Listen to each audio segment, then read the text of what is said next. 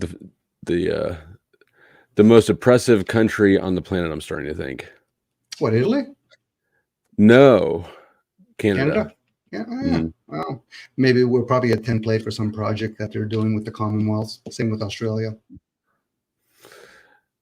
All right, I am here with Domenic Terigni, Sure. and did I pronounce that right?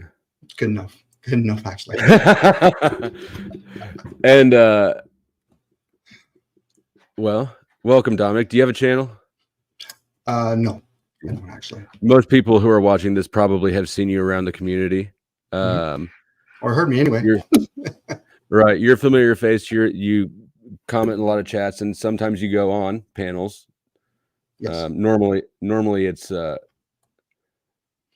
later in the evening when there's not a lot of loud motherfuckers shouting over each other.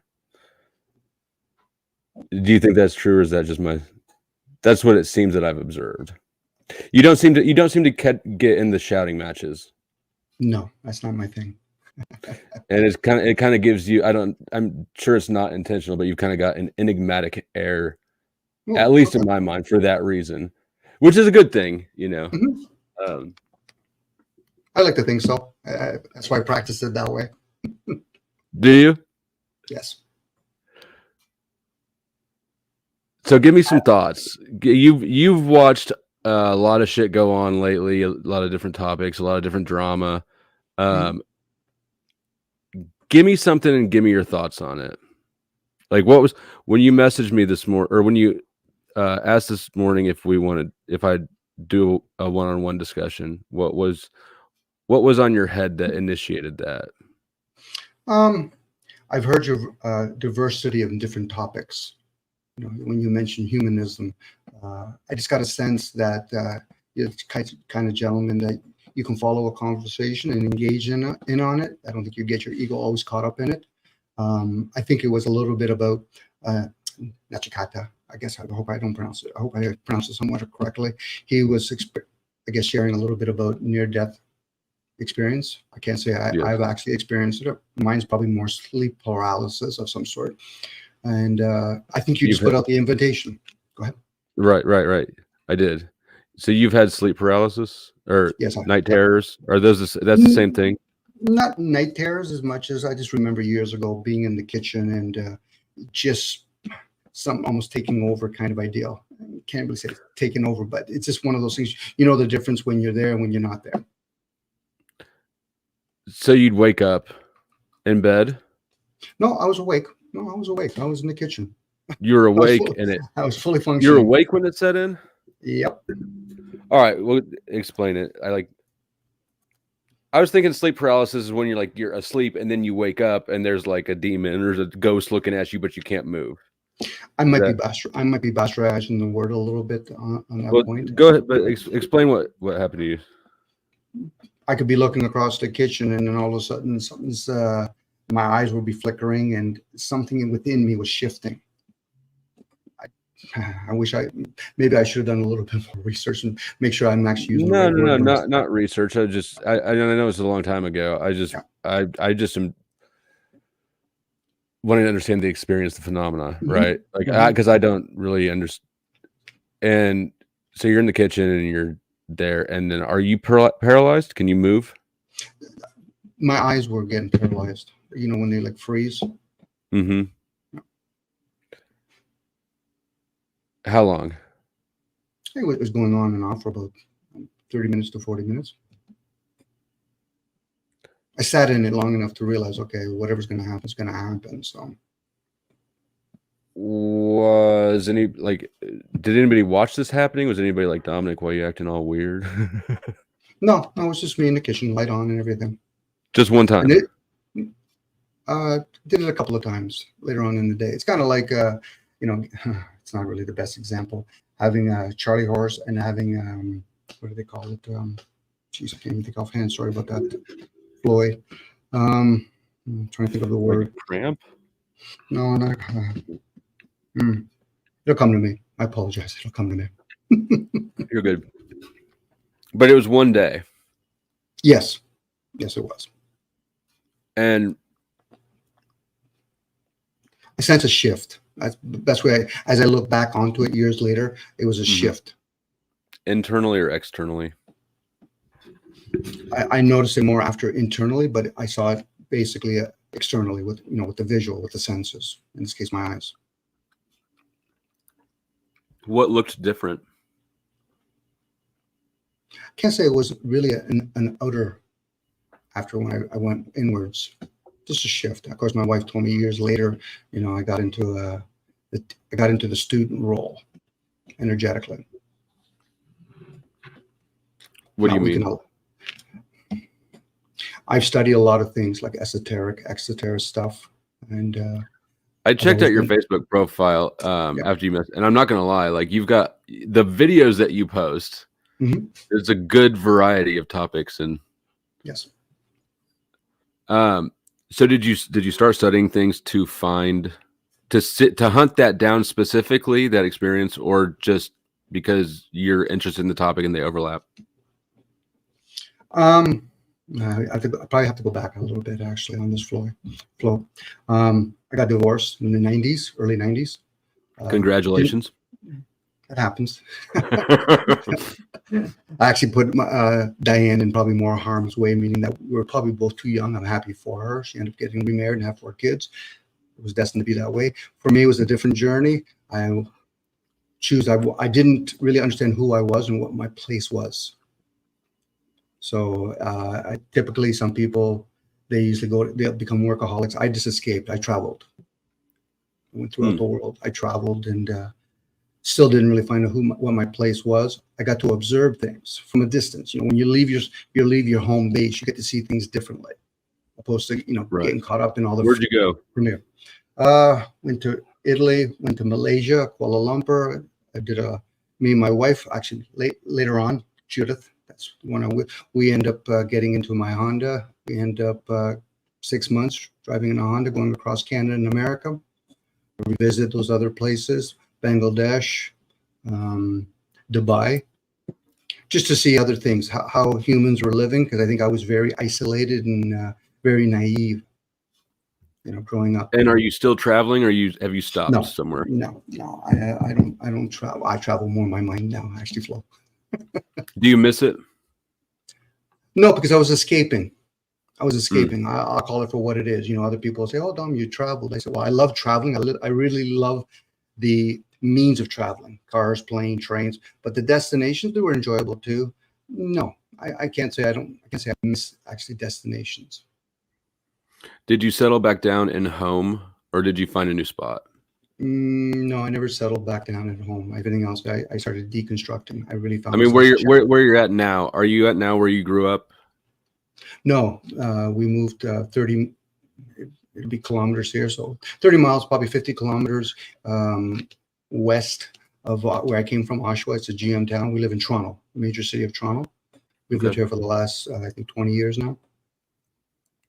So I moved there. My wife came here for her daughter because her daughter got hurt with her. I don't even like using the word ex, but with Lou, and we decided to move here, be closer to her daughter, so to help her during her injuries. So, and we just settled here. Still, I can't really say I really truly genuinely settled. My work schedule has been very on and off for the last 20 years. I'm an electrician by trade. I like to think nice.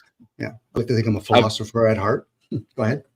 I'm in construction too. I've actually, and like that's one trade that I've every now and then I kind of look back at it and toy with it, but it's just, I'm 36. I don't want to be an apprentice, honestly. But it is, that's a good one. For what field? What field? What's that? What field for you, actually? Sorry, Flo. What field? It's just general subcontracting. It's like framing, shit like that. Well done. Framing. I've got the most experience and certifications in concrete, like precast concrete. I was a quality control tech, then department manager prior to COVID when I was still working, in a W-2 job. What's a Um, W-2 job? What's a W-2 job? it's like a regular 9 to 5. Okay. But then shortly after COVID, they did a decent round of layoffs, and I was one of them, which has ended up being fantastic for me.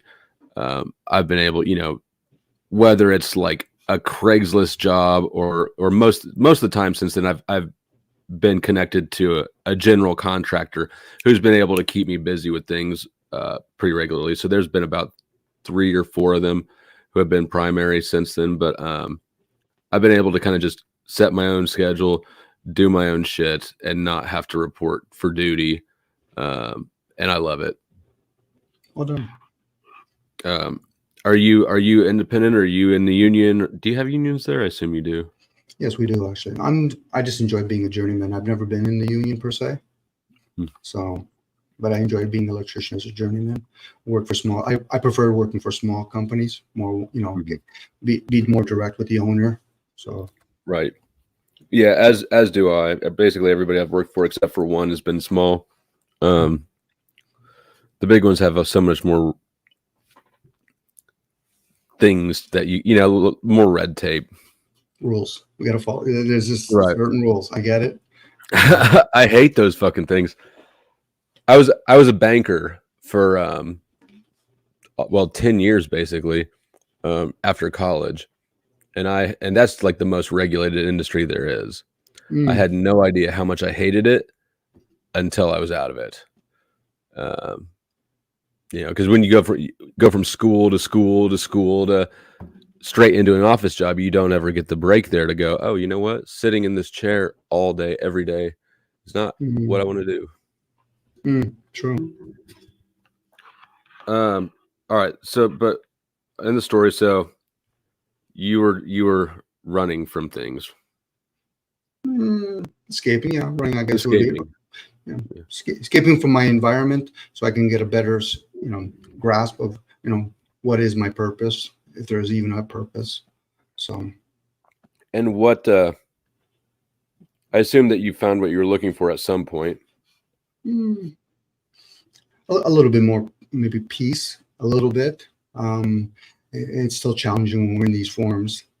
There's a constant, I always say, like, oh, I got to do the many S's: shit, shave, and shower. So you're nonconformist. Nonconformist. Do you consider yourself a nonconformist? I think in a lot of areas of my area, I probably am a conformist. I struggle with it. It's constantly like it's a form of insanity. I got to do that again. Oh, wow, I got to do that again. It's a bit of both, actually. I would have to say at that point, Flo. I don't think I'm clear cut a nonconformist, let alone I am a conformist. Do you find routines comforting at all? Somewhat. Do you find value in routine? My energy is better when I'm actually a little bit carefree. So structure for me, I know I can appreciate when I hear other people very structurally, routine to a certain point, but like anything else, I could say, okay, geez, I got to go to work I got to work every day, 5 days a week or 6 days a week. And then when I'm not doing that, then I'm like, oh, wow, what am I going to keep? How am I going to occupy myself? I can only read or pick up so much information. I like to collect things in general, whether it's ideals, food, Same. I feel the same way. I collect stuff faster than I can even like kind of find a spot to put it in. So it's one of those. It's a constant, like practice and like, okay, I've only got so much space here at the house. I got to get rid of something over here. Do I really need all this angle iron over here from the last job? Just things like that. I'll save it for later. I might need it. I know, and that's what I do. I've got a whole pallet of structural angle iron sitting in the corner of the yard that I don't have any idea what I'll ever use it for, but it's good shit. So then it piles up.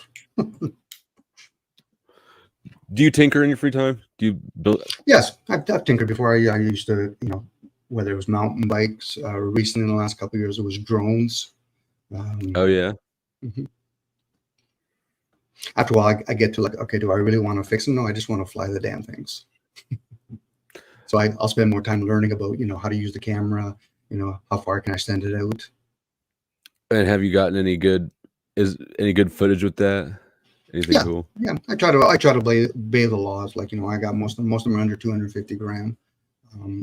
There's usually a school back here when the kids aren't playing. There's a forest right beside it, so I get to practice. The drones are under 250 grand? Most of the ones I have, yes. I I only would have fucking hope so. Like, I guess I just assumed it. That's an expensive hobby then. most of the ones I got were I bought them used. Go on Kijiji or Facebook.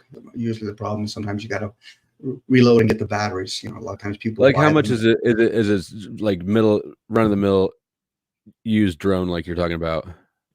The DJI ones, that's usually what I have now. And use anywhere between 200 to 300, and you can go up to $1,000. My wife initially bought the DJI Air 2 and the Mini 2 because she loves doing camera work and she does her own channels and all that. Oh, So she's got a channel. yes, Intuitive Foodie Network. I'll post it later if you want. Yeah, She yeah. talks a lot about fermenting foods, and she's taught a lot of things like Reiki and sound healing, all that kind of stuff. I got to sit into a lot of those groups actually, so that's why I pick up a lot of that information. I'm like, oh wow, I'll just pass that forward. And so, what do you think about all that stuff? Like, It brings value to people. Whether or not is we it can because scientific. that there's value inherent in it, or because people expect to get value out of it? In A your bit of opinion, both. A bit of yeah. both, actually. Like whether or not a person values crystals or, essential oils or whatever. If it brings value to them, I don't think it's one thing fits all people kind of ideal. Does she do acupuncture? No, I don't. She Have you ever doesn't. had acupuncture? I actually have done it. Yeah, I've done it. I've had acupuncture done to me actually. For what? I'm trying to remember. That was my shoulder. Did it help? I like to think so. Did I it like to hurt? think so. Initially, yeah. I'm not the kind of person that likes things being pricked into me, but yeah. Yeah, I've got one tattoo, and then that's it. Yeah, same with me. I got that too, actually. It's like, wow. Yeah. No, I don't. I realize that I'm a huge bitch about that sort of like slow, sharp pain. I did not like that at all. I don't know about for you, but for me, it's the anticipation, I guess. I built it up bigger than it really Oh should yeah. be. No, I didn't really have time to anticipate it much. It was a Sunday morning, right? And so I was still Mhm. going from the night before.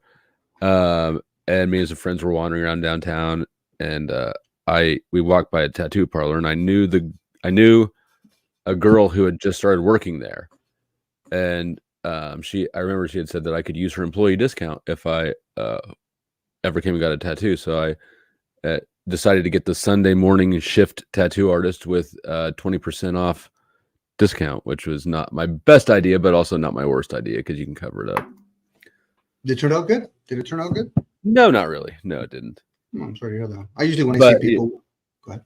yeah, no, it's on my back. It's coverable, and it's I could have had it covered up by now if it was really bothering me, and it's not. It's sort of one of those, just a scar of life or however. I make it a point usually when I see people I haven't met and I see them with tats, I usually ask them, I said, do you mind telling me the stories?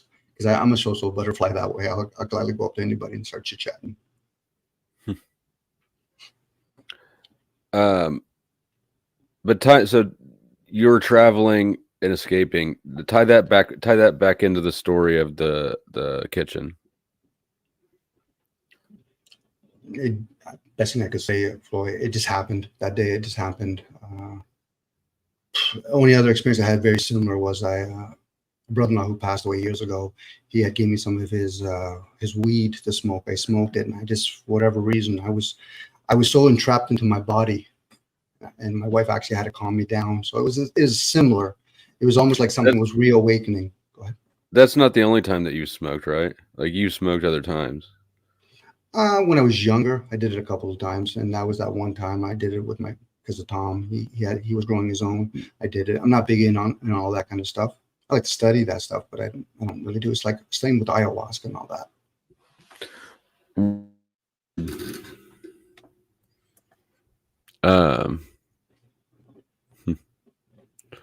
So was it panicking? Was it anxiety or panic? Did you panic? When it was occurring, yes. In the kitchen.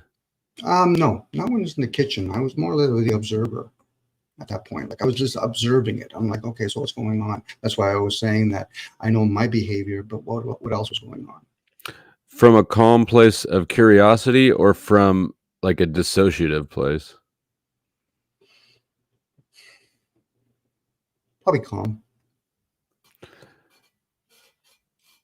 What do you think it was? A shift of some sort. I'm saying this after the fact, obviously. At the time, Right.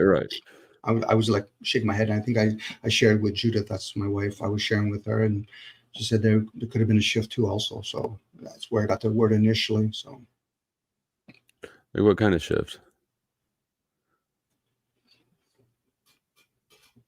good question. What kind of shift? I mean, I assume that you have a theory about what it was, even if it's just like a loose, fucking far-fetched one. Or do you? Well, there's other things that had occurred prior to all of that. When I got divorced, my mom was a Roman Catholic, I'll call it for what it is. But she values a lot of stuff in the spiritual realm. And I guess my cousin who lives in Italy said that they knew a psychic of some sort.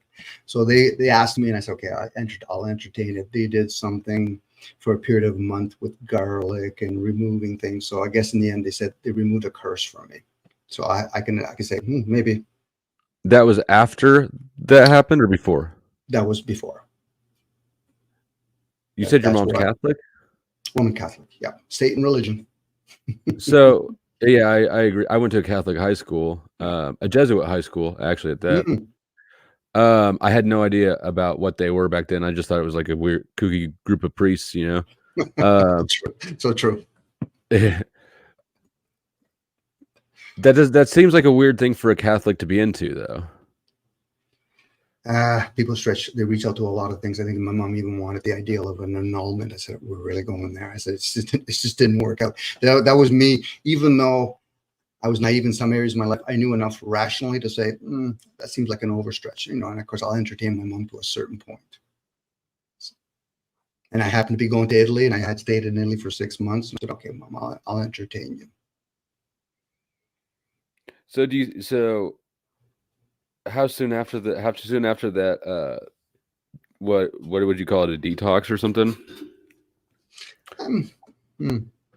This was years later after that too, boy. And I've done a lot of long fasts too. So I was doing a lot of experiment. I wanted to find out whether or not uh, we can go more than 3 days without drinking water. So I set out to do a 10 day. You're a psycho. It's a little scientific. So I think So I got to about 3.5 days and I said, shit, I got to drink water. So I ended up doing a 10-day fast. It was a dry with fast. no food, No food, no food. I did that a couple of times because I thought, okay, I want to prove it. So but you did drink water during those. in the end, around 3.5 days, yep, my body said, nope, Dom, you're drinking water. And I thought, okay.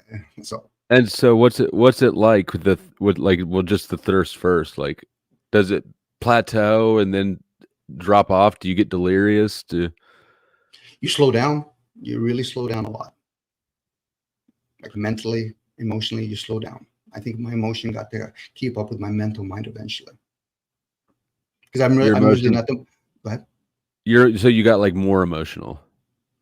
um, internally, it just caught up, meaning that I was able to at least try to address it a little bit because I really didn't know how I felt about certain things. Uh, And when I did get and so divorced, go ahead. no, you go ahead. I was just going to say, Floyd, when I got divorced, I remember hearing myself saying to some of my friends, I felt numb. But I think that was prior to the divorce. You know, I've had depression bouts before.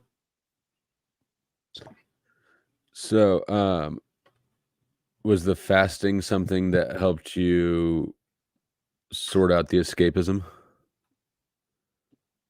Or are the two not related?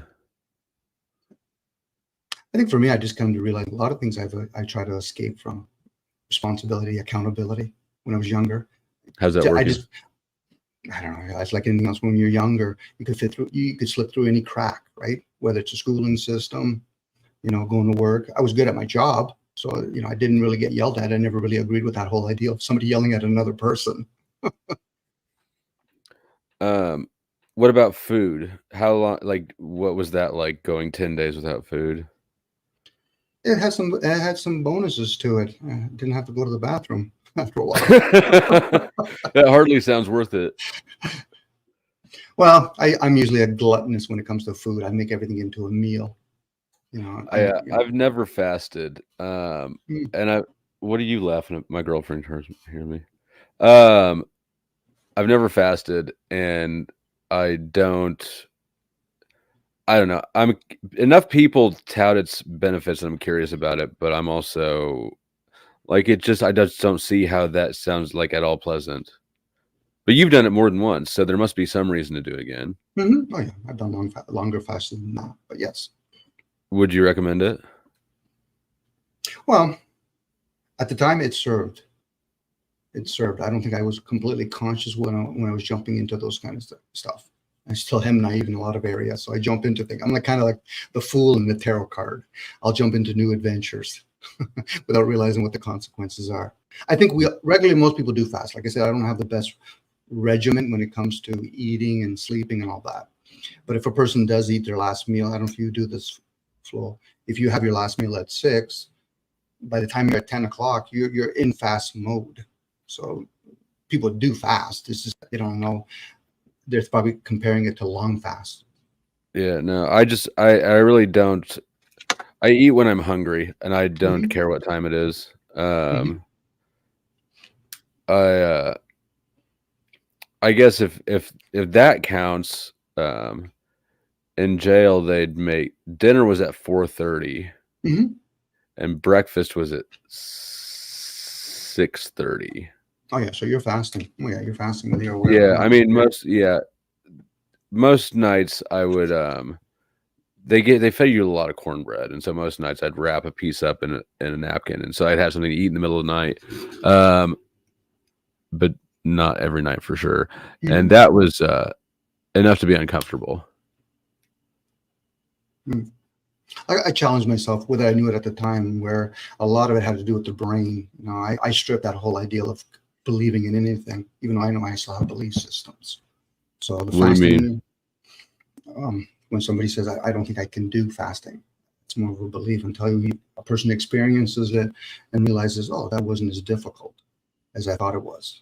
That's the brain again. I heard somebody say, I don't remember where or what context, but I remember it stuck with me that if you can control your hunger or deny your hunger, then you have the self-discipline to do basically anything. And it stuck with me because like I haven't fucking done that, and I have no desire to do that. But now it just kind of, but that quote just sort of like, it was just like a challenge right at me.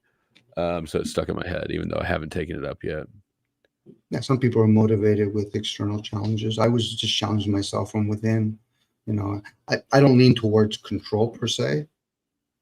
You know, because then I'll question it. I'll say things like, okay, who's doing the controlling?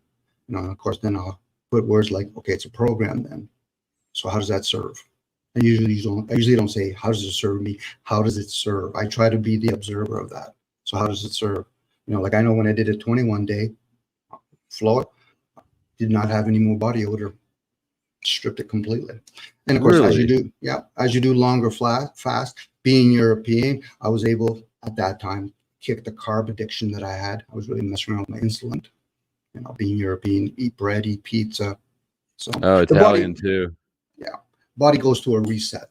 You know, the body itself. You know, How long does it take for that? 21 days. I found it a couple times when I've done the 21 days, it does that. But then also when you start going a little bit longer, my wife helped me. I have to put my wife in there, you know, so she is very thorough in her understanding. There's a detox you have to do prior to going into a fast. Like you just can't go into a quick fast if you've been doing caffeine. And then even when you break your fast, you just wean off of things. You wean off of caffeine. I guess I wouldn't. How would this come into play? Do you know? What's that actually? Cigarettes. They're cigarettes. Yeah, nicotine would probably play a major role, and you probably would struggle a little bit initially. And of course, if you understand the emotion to why one smokes, that plays a role in all of that too. I don't know if I do. I guess now that I think about it, It's do you know? I mean, Grieve. It's usually grieving. It's what? Grieving of some sort. Grieving? Yeah, grieving. That's usually the association to smoking. Drinking is usually anger. That's why it's called recovery. What are we covering up again?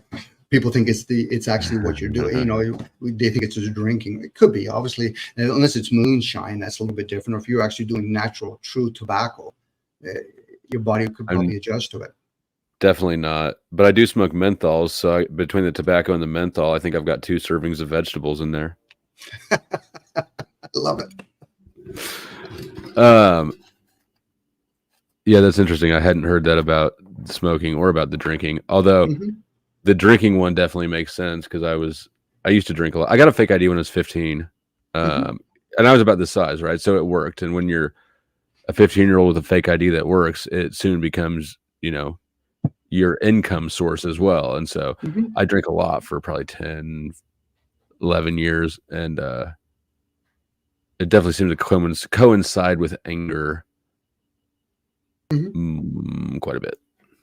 Well, we're usually thrown to the lamb. You know, we don't really have great examples. And even if somebody is smoking, drinking, living healthy, they don't really break it down to explain it to us. You know, not to say that some of us are even able at that point when we're younger to understand those things. You know, we don't really have the best examples. Well, I've been to rehab a couple of times, and I've watched enough Gabor Mate videos that I don't know. I guess I just didn't expect to be caught off guard or be surprised by your answer. But yeah, no, it's new information to me, and I always thought it was just like a dysfunctional reward system. Well, we're in a high tech we're in something high tech. The body, you know, people that can do body consciousness, they actually communicate with their body. What do you mean? They'll use their body like a pendulum. They'll ask their body, what do you want to eat? It'll communicate with it. How does it respond? They can just sort of feel the answer. You can. Some people, some of them, they literally will lean one way or the other. It'll use their body. It will indicate like a pendulum. You know, go ahead. When you have, like, if I was hungry right now and I thought about where I wanted to eat, I would choose a place that sounded best right now. Is that not your body telling you? I guess I just assume that what sounds good in the moment probably has something to do with what your body needs at that moment. Well, once you go back into harmony, it's again, likes and dislikes opposed to health are two different things. Most people will say what they like to eat or what they want to eat, but they won't actually say, but what's healthy for the body. It's terminology. It's just like when somebody says the word, I'm going to lose weight. I said, the body doesn't understand otherwise. It's like a program.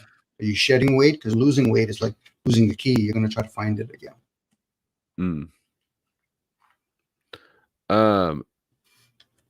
What do you know about hypnosis? Hypnosis, you tap into the subconscious mind. So people that go ahead. Have you been hypnotized? Try to my awareness, no. But what I do is like I'll allow myself to, with my headphones, go to sleep and listen to a whole bunch of stuff. So it'll be imprinted into my subconscious mind. Yes. So. But have you ever had a hypnotist try to hypnose you? Yeah, it didn't work on me actually. Same. To my awareness. Yeah. Yeah, no, me neither. I went to a comedy show that was a hypnotist, and he brought a bunch of people up on stage, and he thinned them out and eventually got down to the last like 3. But he kicked us out according to he kept the ones that were more hypnotizable, and I was the first one kicked off stage. And after the show, he said to me that some people just can't be hypnotized, which was sort of an interesting comment that I didn't know anything about it. But you're the same way. Where were you? Or like what was? I was in high school. I think it was. I think his last name was Mendel, not Howie Mendel. I think it was actually his brother. I think it's his brother, and that's what he did. Same idea. Didn't get it. You're getting off stage, buddy. Scoop, off you go. It's like I even gone to places. My wife did it where they do recall of supposedly past lives. I guess Judy was able to explain Mm. herself. For me, it was just nothing but darkness. It was black. So he said, Dom, I can't read you. I said, no problem. Really? Mhm. And that didn't make you more curious to prod down that? Oh, I already am curious. I get into all kinds of stuff. So So so did you chase down the past life thing anymore? no, I know I probably have had many lifespans before. What comes to me is you don't need to know all of them because then you'd have to grieve. I'm a griever when it comes to that. I lose a cat. My parents are eventually going to move on. I know my emotions will come to the surface, and then I'll have to distinguish the difference whether it's me grieving or my grieving for them. You know, a lot of times, most of us are self-absorbed. So when we're grieving for ourselves, which is fine. Sure. Well, maybe. I mean, I don't think that I've thought about this kind of more than I think is normal, but like I don't think you can separate altruistic into intentions from selfish ones really nearly as neatly as people act like we can because everything's tangled more than we give it credit for. You can, and I think we do. But there is those moments where you'll differentiate between, things like self-aware opposed to aware of the self. Those are two different energies. What do So you it's mean? just self-aware. That's the ego talking. Aware of the self. That's the observer talking. This is What where about ego? Ego gets a lot of fucking a lot of talk bad rap. around It this. gets a lot of bad rap. Yeah. I you've probably heard me stand up for it some. Mhm. Most of the people I hear poo-pooing the ego are doing it from a place of ego, Yep. Yep. and they're Oh, basically casting their own demons into imaginary swine, right? It looks like a distancing practice to me. to me, I enjoy using the imagination. I think a lot of people, when they talk, they are talking it, but you have to do some application. How does it manifest itself in the material? To me, the ego would be like me and you using a cell phone. The ongoing program would be the app. That would be the ego. So for me and you, we're speaking language, English. The ego does other things. It understands numbers and colors. Me and you in a different part of the world, we can learn Sanskrit, Hebrew. Those are all what the ego's purpose is. The ego's job is not when it goes to sleep to run the body. That's something totally different. So this is why the old ancient know thyself. Who's the knower and who's the self? The ego is what some people call the lower self. There's another program going. We're just talking about it, hypnosis. I was saying that's the subconscious. That's another program. That'll be like a metaphor for the hard drive on a computer. That would be what we would call the higher self. But we also have other things going to it, electricity and Wi-Fi. So we do have things called the essence. So there's something that animates this body. That could be me speaking right now through the ego. The ego animates. So, would you consider okay, do you agree with this statement? The ego is the soul. No, The ego is the mind. no. The mind and the brain are two different things. Again, we're just using the English language to try to describe the undescribable. So I would say, Right. yeah, the mind is not I the. I'm trying to tie it into it. I'm trying to tie two concepts together so that they kind of Mhm. lock into place better. Um, is the brain the center of consciousness? No, it's just in the hemispheres. Those are just two receivers. That's where we get the concept of king and queen, left and right hemisphere. So you think that we're non-localized consciousness? Yes, that's where I would lean towards. Where it goes, I've always had this vision that behind this screen, I work my way around it, but there's another camera behind it. So we could be some kid's video game in another realm. I can only speculate at that point, Flo. Hmm. Because it'll be like me saying somebody, and I've done it before. So who taught you how to breathe? Not your parents, not your wife, not your kids. So that's something beyond the ego's capacity of comprehending. As I'm using the ego to try to describe it, I value things such as I question things such as thinking, feeling, reasons. Mine, not others. Mine. That's my responsibility. It's nice when other people leave little, little crumbs on the ground, old teachers of some sort, or students, as I would call them.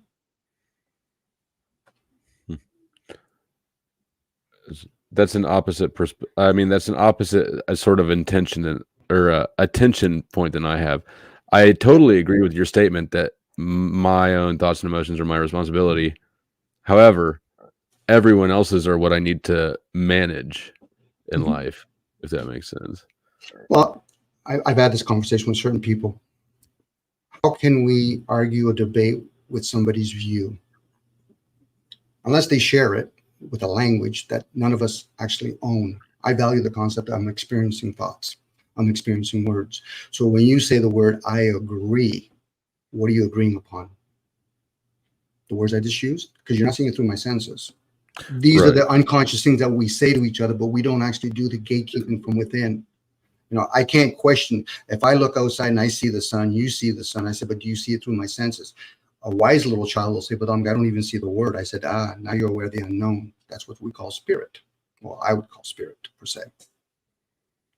That's why when I ask people on a constant basis, what do you mean when you say the word evil? Most people are caught up in their likes and dislikes. That's exactly what evil is. I lean towards material. We live in an evil world. We live in the material world. Some people call it objective. Why do you think that material is evil? I'm just saying the word evil means material. That's all I'm saying. Because remember, we're using a language. Like, I'll give you an example. Go ahead. So you're not, when you say evil and material, you're not necessarily ascribing, it's not a judgment. You're not saying they're bad, or are you saying they're bad?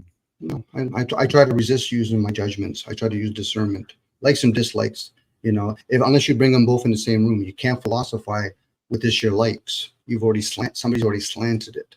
When somebody says to me Socrates, I said, no, Socrates is just a belief. What do you mean? It's a name. Philosophy is about why. Science is how. Now, when I say those words, I go inwards and said it resonates with me. So I go with it. I can still be full of number two, but that's my view. And that's what I'm saying. When people want to debate each other, or that should be done alone. If not, then we're not sharing views. We're actually just trying to prove views, or in this case, prove points. I don't know that I agree. How can you can't debate with yourself because you don't add any new perspective or information to yourself. I've lived long enough with myself to realize the shit that I do or don't do. It serves me. Because last time I remember, I'm the only one that's living in my vessel. I never live out there. Right.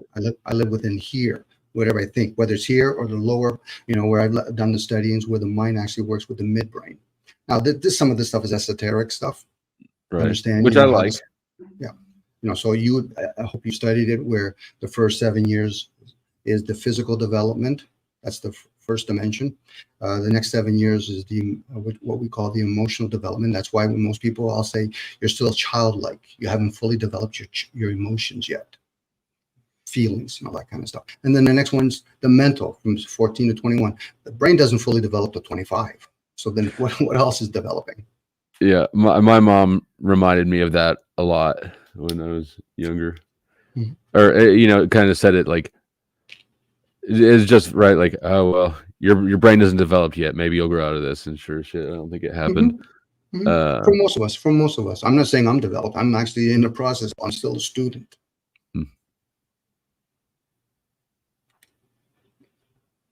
Yeah, because I make observations within. I'm like, okay, so let me understand this. A baby's born, because I don't value the concept of I'm in there. It's an entry point for me anyway. So if a baby what's an entry point? Entry point. The day you jump into the vessel. No. What were you calling an entry point? When the baby comes out of the womb. Right. I jump in. You don't remember that, do you? Can't say I remember it, but then you have to do all these other things. Then why do the people do the horoscope or astrology based on entry point, not the 9 months prior to it?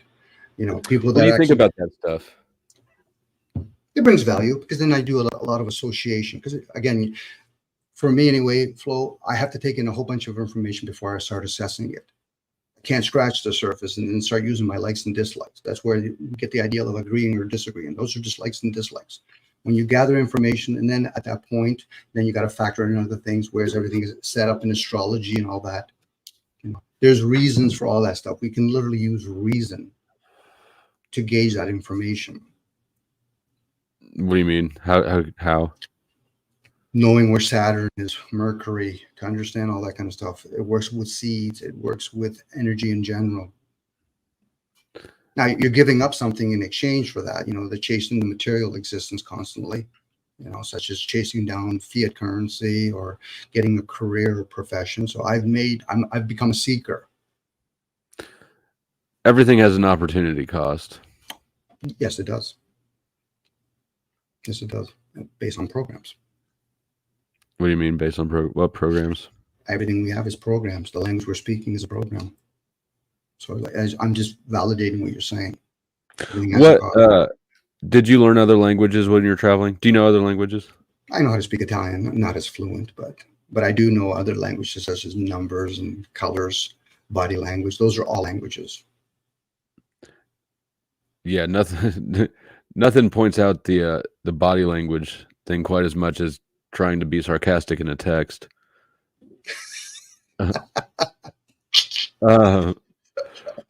Extra commas, maybe. You got to use the emojis, right? But then it's kind of feminine. It's like, am I going to send a laughy face? Okay, yeah, well.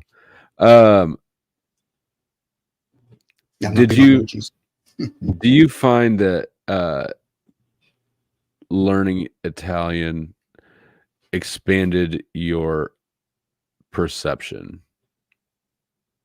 No, I'm kind of lazy in that way. English is my go-to language, so it probably would benefit. It'd be like philosophy. Philosophy, one of the better languages to speak would be Greek.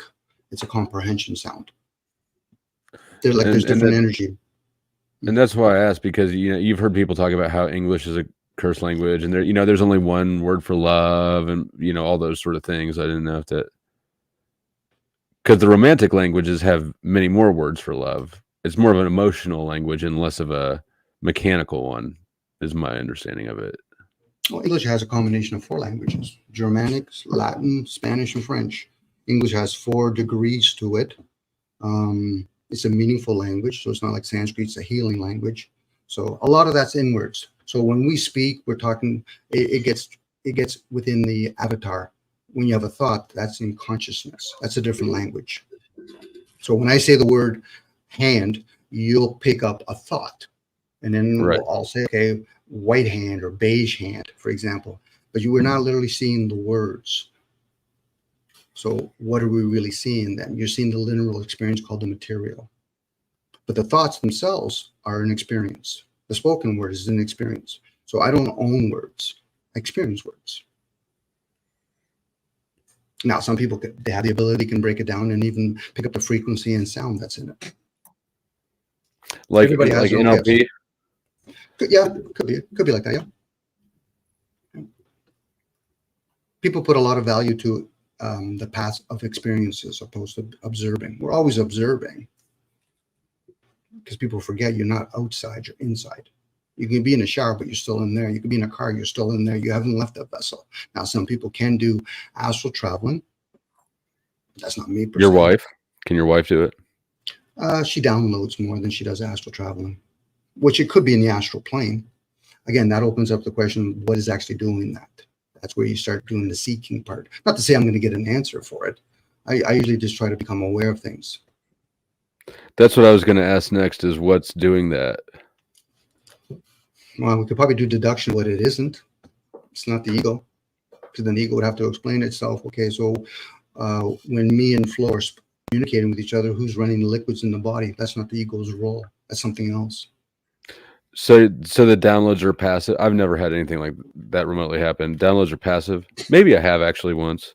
We all do it in small little ways. No different people experience intuitive, But for a lot of us, we've been conditioned to be very scholarly. We get our information through the hemispheres. Written work, for example. It's actually a dumbed down version. What is? Written work. Because it doesn't have inflections? Don't know what the term means when you say that. I just know energetically, if we had this technology back in the age when they're bringing in writing, we wouldn't have had written word. It's too, in this part of the hemisphere, it's left to right, and we read it like a book, and people don't even read it like a scroll anymore. In other parts of the world, it's right to left and down to up. And then, of course, think about, the Asian culture. They have the written word, the way they write it. Those are all programs. Every one of them are a program, and that's all in what we call the mind. Language exists before we're born. Yeah. Language by mind, exists. you mean our personal brains or like the collective unconscious? Or... Probably the collective unconscious, as some people use it. We know language before we're born. Language is already there. We just have to tap into it. That's why some people can do, we'll say, speaking in tongues. I don't have that ability. You think that's, I just assumed that was nonsense. It could be, but like anything else, when it presents itself, I like to think that we can do some of the crafts. We'll either apply biology or science to it or math. Those should be applied to those things. If not, then it would be arrogant on my plate, my way of saying, oh, that's just full of crap. I know what crap is. That's not crap. And even that crap serves a purpose. But if that works for you, I can't tell you otherwise. If that works for you. No, I just lost my train of thought. I had another question loaded up and it's gone now. It'll come. It will come. Do you meditate?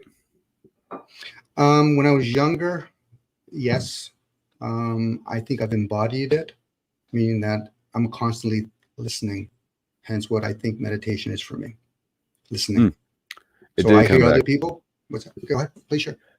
You said we're all observing all the time. Well, I can't speak on your behalf, but it might sound the way I say it. But yes, I'm observing. I would agree that you and I seem to be observant. I don't know that I would agree that most people are. Do you think that there's a lot of people in a state of, I don't know what it would be. It's not observation. It's more like neuroticism. Define that a little bit. What do you mean by? I've heard the word, but they're too busy. They're too busy spinning their own wheels to observe what's happening around them. Well, there's the senses observation, in this case, the eyes, but then there's what some people might call the third eye. Some people use their imagination. There's an observation. I think we're all visualizing to a point.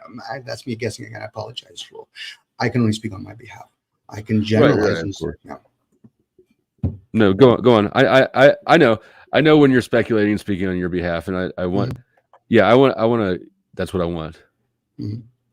Yeah, so I'm observing. I'm thinking inwards as I'm talking to you. I don't really have to look, because then I have to use another senses as I'm looking at you. So I'm pondering inwards. It's like, okay, well, I wonder why that person said that, and then I go inwards. I'm like, oh, okay, Dom. Okay, the person thinks that's interesting. Oh, okay. In my mind, I just hear the word okay, and I let it go. Hence why people say jokingly, "Do you have a channel?" I like to think I am channeling. Whoever I think I am or not. I saw that comment that you made. I don't remember. Oh, that Notch, was that you that said Notch is channeling right now? He probably is, whether he's aware of it or not. Yeah. It's like being in the zone. Some people, whether they're playing sports or say we're doing work, and I'll think some days everything's just flowing. Or you're in the flow state. You're in the flow state. I love the name. I love the name. Sometimes we don't know why we pick names, I guess. I didn't pick the name. I inherited the name, and I actually didn't even like it at first, because when I started the channel, it was me and another guy, and our rhythms never synced up. I think that in some way, both of us we're too independent, and like just assume that we're gonna be in charge. Like we didn't have any conflict or anything. It just, we couldn't ever get a rhythm going, and eventually it just became my channel. But he named it, and it was in reference to a conversation we had earlier. Like I understood the reference and I appreciated it, but I wasn't particularly fond of the name because it was too fucking generic. But it's kind of grown on me over time, particularly because it is generic, and I've gotten to hear different people's take on flow state and how that relates to me and my channel, and it's just interesting getting that sort of perspective. Watching a video the other day, then a bunch of guys were talking about when Bruce Lee had said, quiet the mind and be like water. And then they went on this tangent. I said, but you missed the part that he said that was important. Quiet the mind and then be like water. But then they started talking about martial arts. I said, this has nothing to do with doing. It's about being. When you quiet the mind, water doesn't talk. It just shifts. It could become ice. It could become a mist. I talk to water sometimes. Mm-hmm. Do you ever talk to water? No, I find that there's a calmness that comes over me. Usually, with water is usually for me association with emotions. Somebody, a buddy, told me or suggested it once, right? Because we were talking about how the that experiment where they froze water that had different words written on the label and the nasty words were all fucked. Yeah, we were talking about that, and he was further down the rabbit hole than I was, and he said, talk to the water before you drink it. I was like, what the fuck you doing? He's like, just tell it you appreciate it. And I did for a while, and I don't know that it changed anything, but placebo effect is something. So I guess it depends the intent when you go into it. Like, I know who the gentleman that supposedly did that. I'm always curious why they don't do that with blood. Do you know him? No, I don't know him personally. Oh, I thought you did in the video. Yeah. Not in this realm anyway. Right. So, but I'm just wondering why, such as blood would be no different. It would be no different. Gold, for example. The Egyptians, some of them understood about it was a conduit, and some people can consume it. So not everybody's designed to have the phantom limb, or when people do organ transplant, they start getting memories. I've heard of that. Yeah, but that's only because certain people have that ability. Like me and you, I don't know about you, Flo. I can talk for myself, where I can't run like Usain Bolt. I could practice as long as I want. I'm just never going to be able to run like Usain Bolt. Other people just have gifts. So, and when it comes to liquids, in this case, blood or water, some people can communicate with it. They can harness it. They can shape shift it if it needs be. What do you think's going on with this? Sort of a weird tangent. What do you think's going on with blood drives? That's a lot of fucking blood that they collect all the goddamn time. And like, the amount of people I know who have donated blood and who have done it every year eclipses the amount of people I know who have actually needed a blood transfusion even once. And so if I assume that I've got a representative sample, there's like 100 times more people giving blood than needing blood. There could be experiments being done. Think about, not in our lifetimes. Well, they might still be doing it when they used to do lobotomies. They're probably doing a lot of neuron tests. So they're probably even doing it with the blood. They're probably trying to understand DNA. The story of Jesus sounded like he was more of a vampire. So they might be consuming it. I can only speculate. I think that story is about a Nephilim. Okay, now you can go with that. Yeah, different age. Well, it seems to me it basically inverses Judaism. You move the Sabbath, you have more than one God now, you make a man as God also. There's I have a whole list of them somewhere that's not going to hit to my head right now, but it basically I was talking about this recently. It obliterates the law, basically. Old Testament God is about the law. New Testament God is like, nah, fuck that shit. Just believe that I'm God and you're good, right? So if you were a Nephilim and you were trapped in hell or on earth or wherever, isn't the Jesus narrative exactly how you would see your own existence? God has forsaken me. If you're the son of an angel or son of a deity, right? And a earth and a human woman, and you're forsaken, I don't know, the whole thing just seems like, oh, this looks like something that the Nimrod wrote about himself. Oh, I'll entertain all kinds of ideals. The demigods found out there in the dome, flat Earth, round Earth, other planes that's beyond the sun. Hence, nothing new under the sun. Those are all possibilities. Again, the question would be, how does that serve?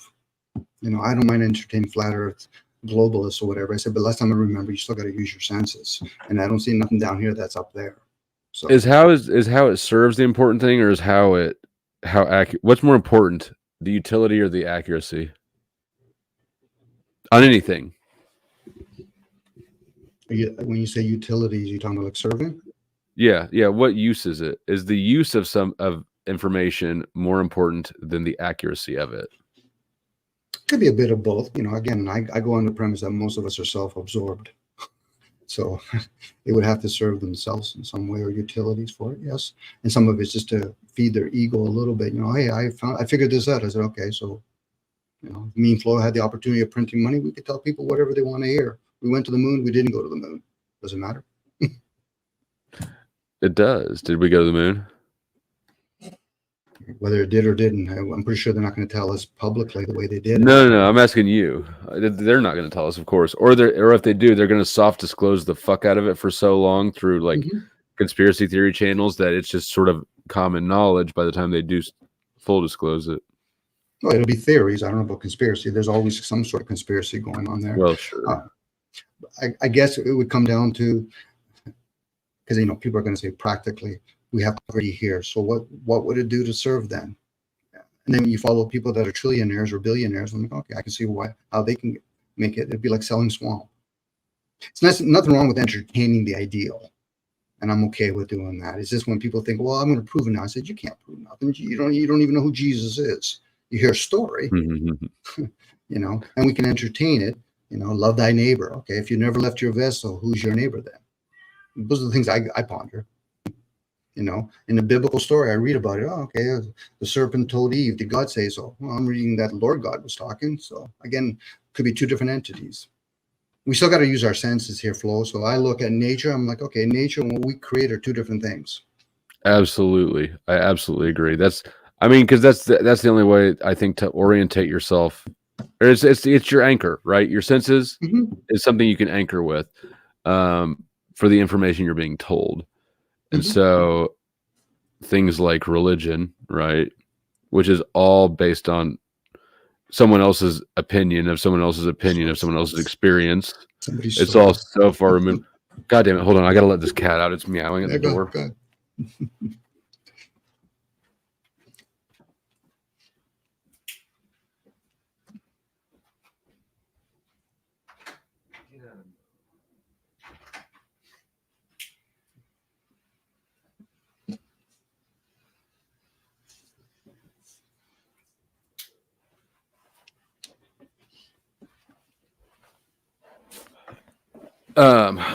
You just missed it, Floyd. I just told the meaning of life. You missed it. You might have to see it later.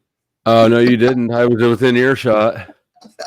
If you had told me that you showed your titties or something, I would have been more inclined to believe that. That's what you should go with next time.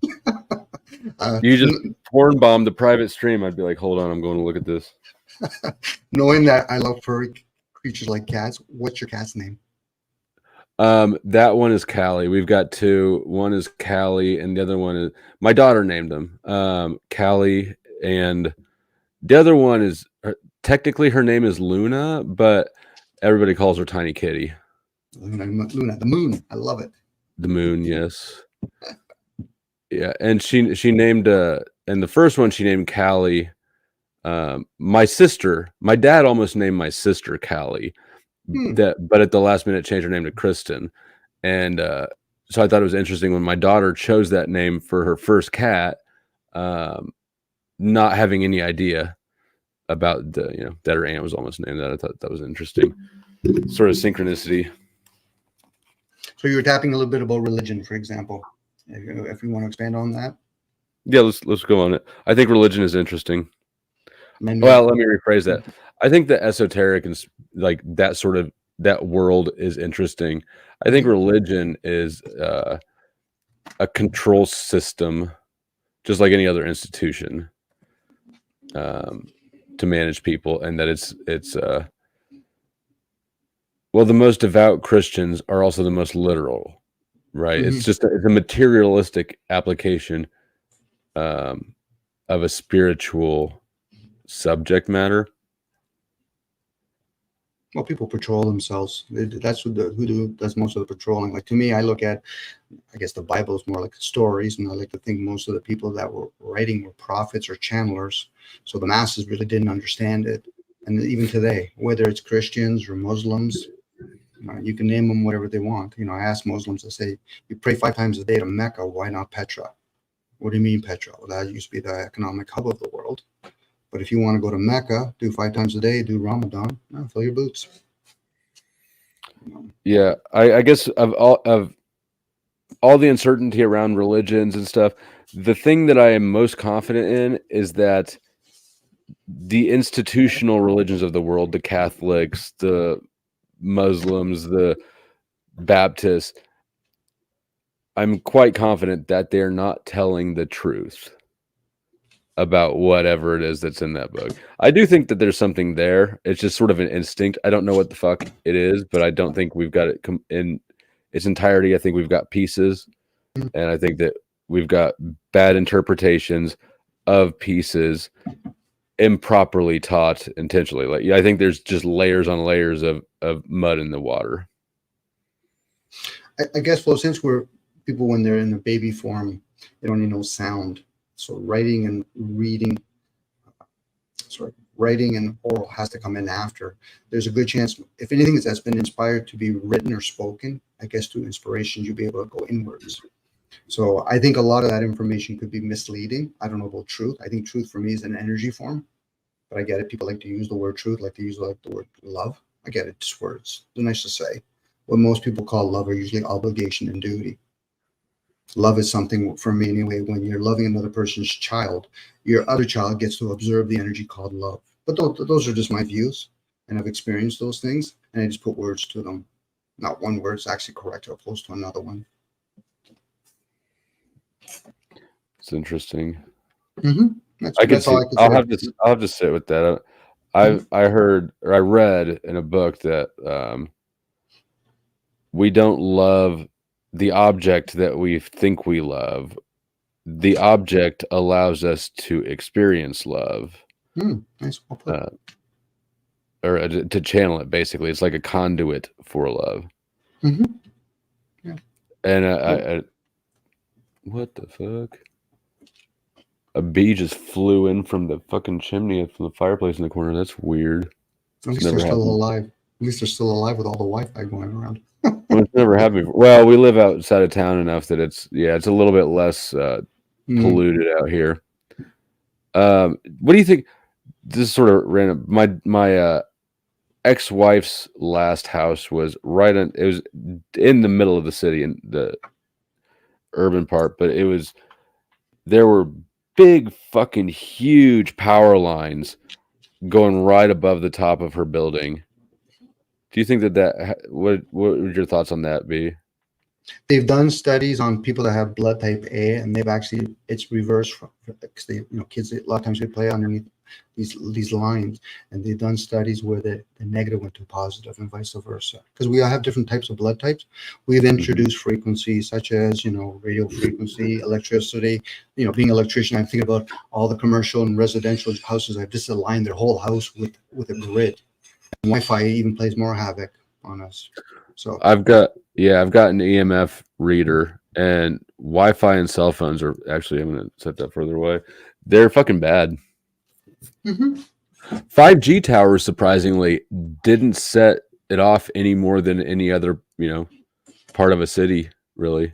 But again, Flo, we're all different in a lot of ways, so it affects people more than others. Like my blood type's AB, for example. I think that's what mine is too. Well, AB positive. I might be AB positive. Yeah, so anyways, go ahead. That's usually an Enigma blood type. It's usually designed for women, and that's usually the farming blood. Then you got B that are what are they now? There's the farmer. The hunters are usually the O blood type. Gatherers are, I think, Bs. So there's a lot of reasons for a lot of that stuff. Even birth order plays a role. But knowing that those frequencies, in those cases, electricity, it'll affect the body. Who we are, I don't think it necessarily affects us as much as it affects the body. But the body's so connected to I guess how we manifest who we are. that We it become hardly attached seems to a it. distinction. We become attached to it. Hence why they can even play the game with birth certificate. We think we're actually the birth certificate. We're not the birth certificate. It's just a game. We become attached to the Wi-Fi, or No, we become attached to things like words. People play the birth certificate game, capital letters.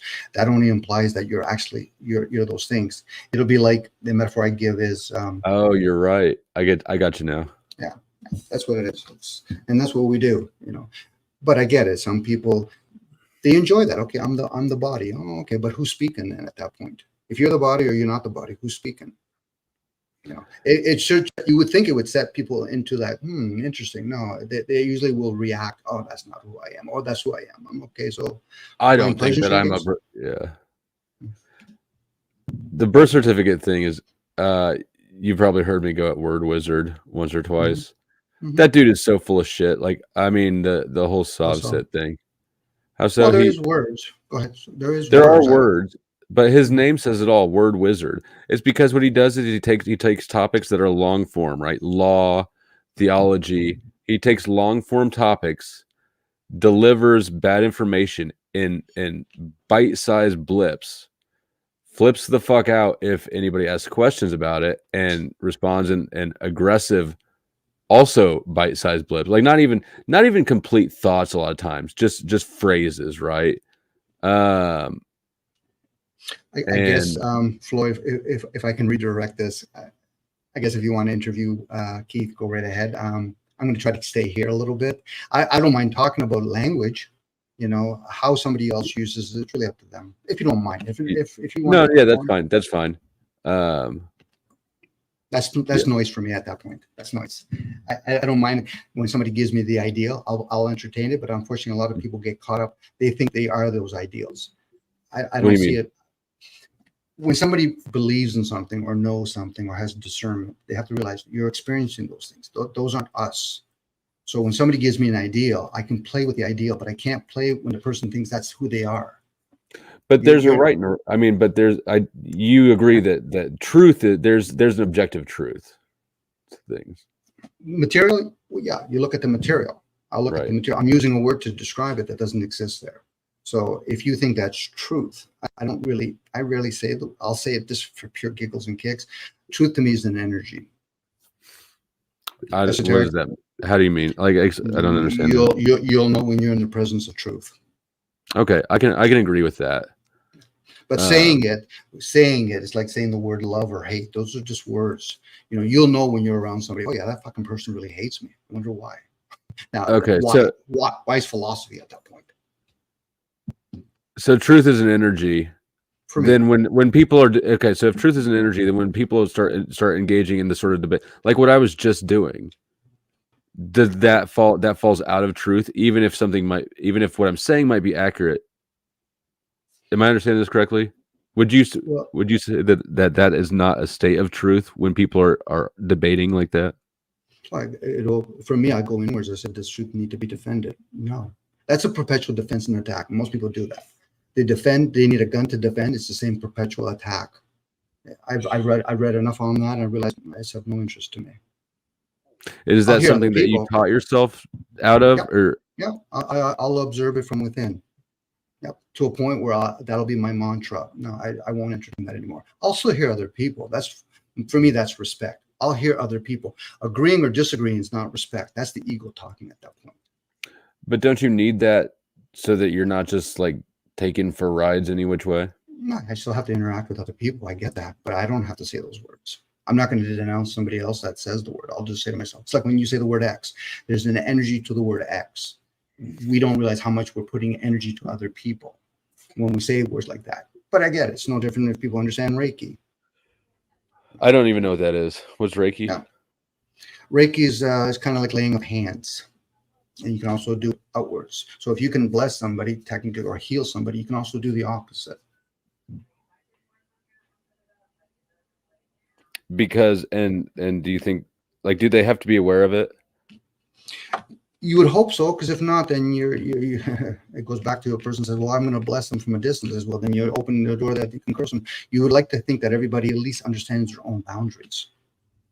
This is why people do cleansing of some sort. You got to understand that we don't know who are around. Like we're doing this device now, for example, we're using Mhm. two of our senses, our hearing and our speaking, but we don't realize we're still doing it from home. You know, if I come to your house and I start talking about something, I say, oh, you know, Flo, there's something you said, I want to challenge it. Some people don't realize how much you actually will protect your own home. And that's why people get into a lot of arguments. They forget they're in their own home, but they're communicating through this vessel. You know, like I closed. Oh, so you think that people are more defensive online because it feels like if we disagree, it feels like you're disagreeing with me in my house when you're. Is that what you're? A person will defend their own. They Yeah. will. It'll be like me, you working for somebody. This example I give to people. You're working with somebody, and all of a sudden, publicly you scorn a person for doing something, like say they're putting something wrong on shelves. You're better off doing it privately, and that person will respect you. But if you do it publicly, most people will they'll have to defend themselves. They're not aware to say, okay, I'll squash that inwards and I'll deal with them later. You know, there's a lot of value to the yin and yang, public and private conversation. And a lot of people abuse that. And once they started, when we were friends, I said, well, that doesn't give you liberties to abuse me that way. You know, to me, a friend and an enemy should be the same energy. And that usually starts from within. In equal amounts? It can be. It can be sometimes. But, you know, that's why we're always doing a balancing act. You'd like to think once you become aware of them, you can harmonize them. That's why when most people, the concept of suffering, I've heard people talk about suffering. Most people think suffering is about resistance to pain. It's actually their attachments to comforts and pleasures. But how many people would give that up? That's where most of us, our suffering comes from. Hence why the Buddha talking about many rebirths. He was trying to break the rebirth process. That makes him keep on doing it, opposed to just observing it for what it is. Now I'm playing with a story. You know, but the teachings are there. You know, to me, I'll say, Flo, I don't care if you're Buddha, Jesus, Kant, Socrates, I don't give a shit who those characters are. Give me the teachings. I don't care who even Plato read. I can't apply discernment to a guy's name. I can apply discernment to the teachings. But I mean, I think that the name is the teachings because we don't know the person. What do you mean? Okay, so if me and you met, we heard a guy named Jesus. The only thing I could do is believe there was a guy named Jesus. But I met the guy. Let's say I met the guy. Now I know of him, but I don't know nothing about his personality. I would have to ask questions and then go inwards and say, okay, so is this pattern consistent? Right. So since Right. we don't know Jesus and his personality and his mannerisms and his patterns, the name is just representative of the teachings.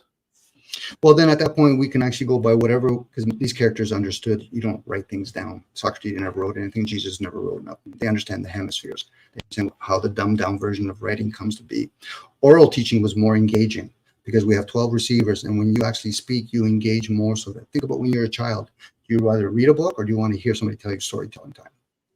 There's a lot to be said about that. Even now, people still want stories on YouTube. That's one thing I noticed. Like people want fucking stories. Yep. Yeah, that's true. Because some people they like to hear things more than they want to read, which is fine. But again, I'm the same way. Yeah, everybody has to find their own skills. So in this case, we know a guy like Jesus might or might not have existed. I don't really care what now we're talking about astrology or or talking named Jesus. So somebody writes all that down. Now we don't know who they are. So then you have to follow either discernment of what the teachings are, what was written or spoken, or the people that follow it. So a lot of times you have to find out, okay, so who are these Christians? Are they anointed, hence Christ? Are they the Buddhists, the body? Well, most of them, it's word only. Which is great. It's good to do mantras. Eventually, hopefully, you can embody it. It's the reason why we say words like embody, but hopefully people will learn that. On mantras, I don't sing along with songs anymore. Oh, you don't like guided meditation? I despise it. Nobody tells me what to do. At some point, it dawned on me that, like, I think it was during the Slipknot concert. A few years ago, me and my girlfriend went and saw Slipknot, and it was a fantastic show. It's probably the best concert I've ever been to. It's awesome. My other channel has I've uploaded some video from the concert. It's just great. But at some point, I realized, like, you've got a whole shitload of people here, and everyone's chanting the mantra, people equal shit. People equal shit. And we're all emotionally charged, and there's some fucking voodoo shit going on here. But yeah, I don't sing along with most music because most music has pretty fucking toxic lyrics, and it's just mantras for people. I don't. It's one of those things that's like it's so fucking obvious that I completely missed it for my whole life. So you are the observer then. Obviously, you had those thoughts and you were pondering those things. Well done. Well done. Yeah. Yeah, I consider myself fairly observant, and You're I a don't just reflector. huh? You're reflecting as it comes to you. Like sometimes some people can literally read a script going across them, or they Yeah. can see it, or they can hear it. You I'm know. tweaking the script is what I'm doing. Hmm. I don't show my cards. Like I try not to I don't know if tries the right word because it's sort of automatic at this point, but I don't flaunt things that I know. I don't, you know, Well, you I just understand the keep a whole little. idea. That's why when people, you have a lot of people over talking, and I might have done it there, so I apologize. Um, it's difficult when you're hearing some other person, but usually when there's a whole bunch of talking, I'm like, okay, so where do I focus my attention for my hearing part? My listening, I'm always inside saying, okay, Dom, I could just walk away. You know what I mean? Because these guys are just going to yap about whatever. They don't even want to be heard. They want to prove points. They don't want to share points, which is fine. Again, that's the ego that's not developed yet. And so, how do you choose? How do you choose, or do you choose? You don't choose. You just you walk at that point, or do you? Is there a method to choosing who you listen to? Well, you were just saying something about going to a concert. Eventually, I find myself, damn, Dom, you're addicted to this. This is drama. Fucking drama bonding. One thing is hate bonding, and then there's drama. I'm like, come on. It's pretty fucking addictive, isn't it? Well, I know myself. I have an addictive personality, but it's just Oh, like, myself as well. And then I get it. I say, okay, so where's the contents into all of this? And of course, I'm ever looking for one or two little gems. I'm like, okay, Dom, you're gonna wait 4 hours to hear one fucking gem. But Go ahead. couldn't the entertainment value of it be the value in and of itself? Like, does everything have to be for something else? I'm with you on that. The thing is, if they're getting paid and I'm getting paid, because we still live in this realm and we got to play the game of fiat currency, I value that. But if I'm doing it, I find myself not giving up. I'm giving up responsibilities for other things. Now that's on me. That's not on them. Right. That's my error. That's my erroneous view. That's not theirs. So it's a matter of like, okay, and of course I surf from one to another. I've gone to different communities. I'm like, okay, Dom, because I love podcasts. I've been doing YouTube for years. I enjoy that, and just the live chat now. I didn't realize this is addictive. It's like gaming. Yeah, it is. But when I walk, I'll walk. I know me. When I walk, I walk.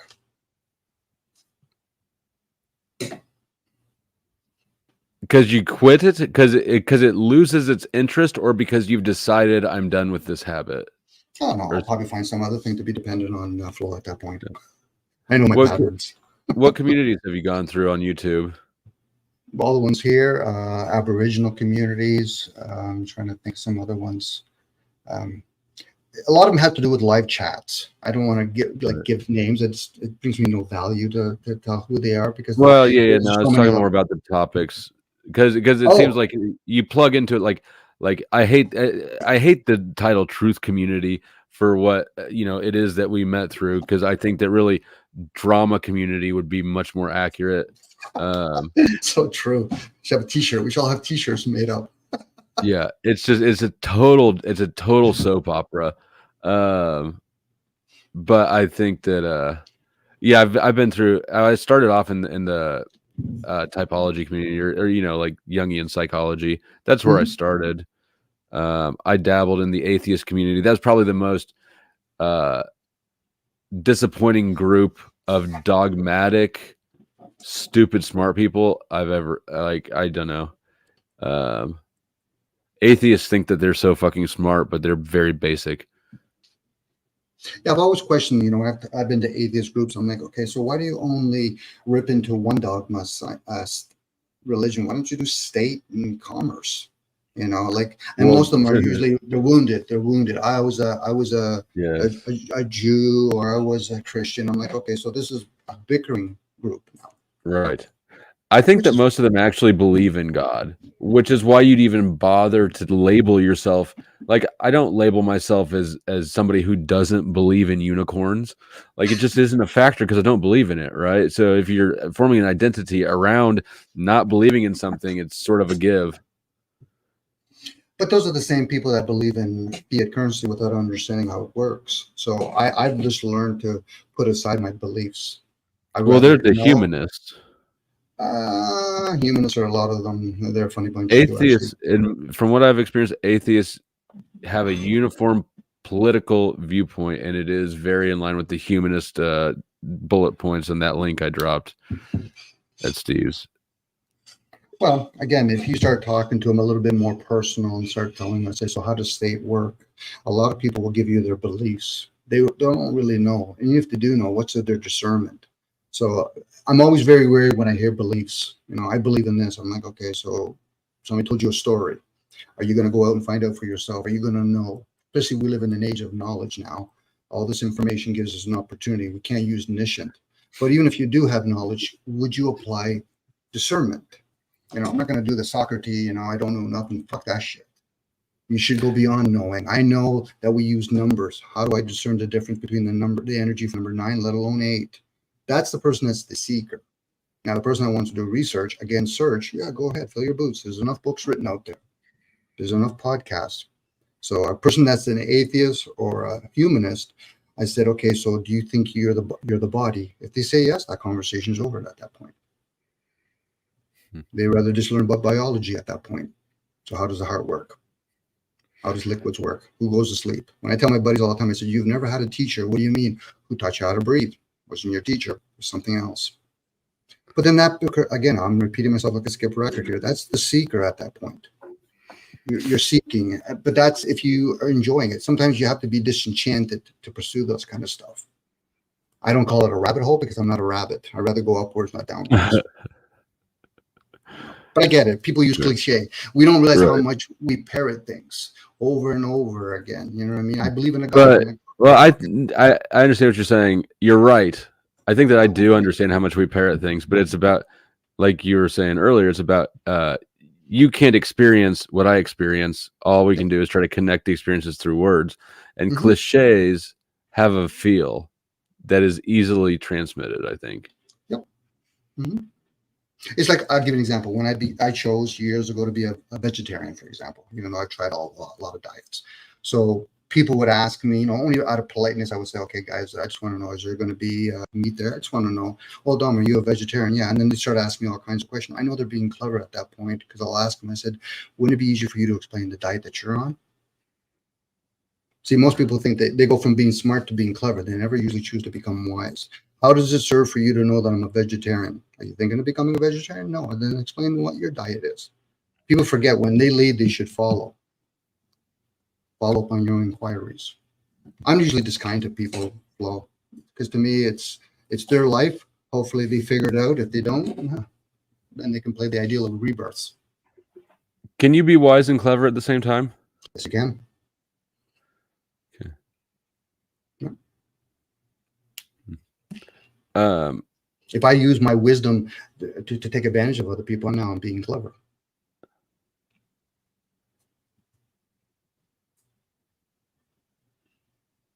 That seems to have does clever have a derogatory energy?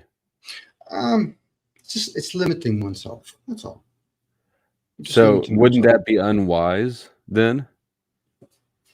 You could still share wisdom with people, but if my intent is to take advantage of them, I'm also being clever at the same time, not to take away from the information. It comes down to each person how they want to perceive that information. I just share awareness. I'm not giving people solutions.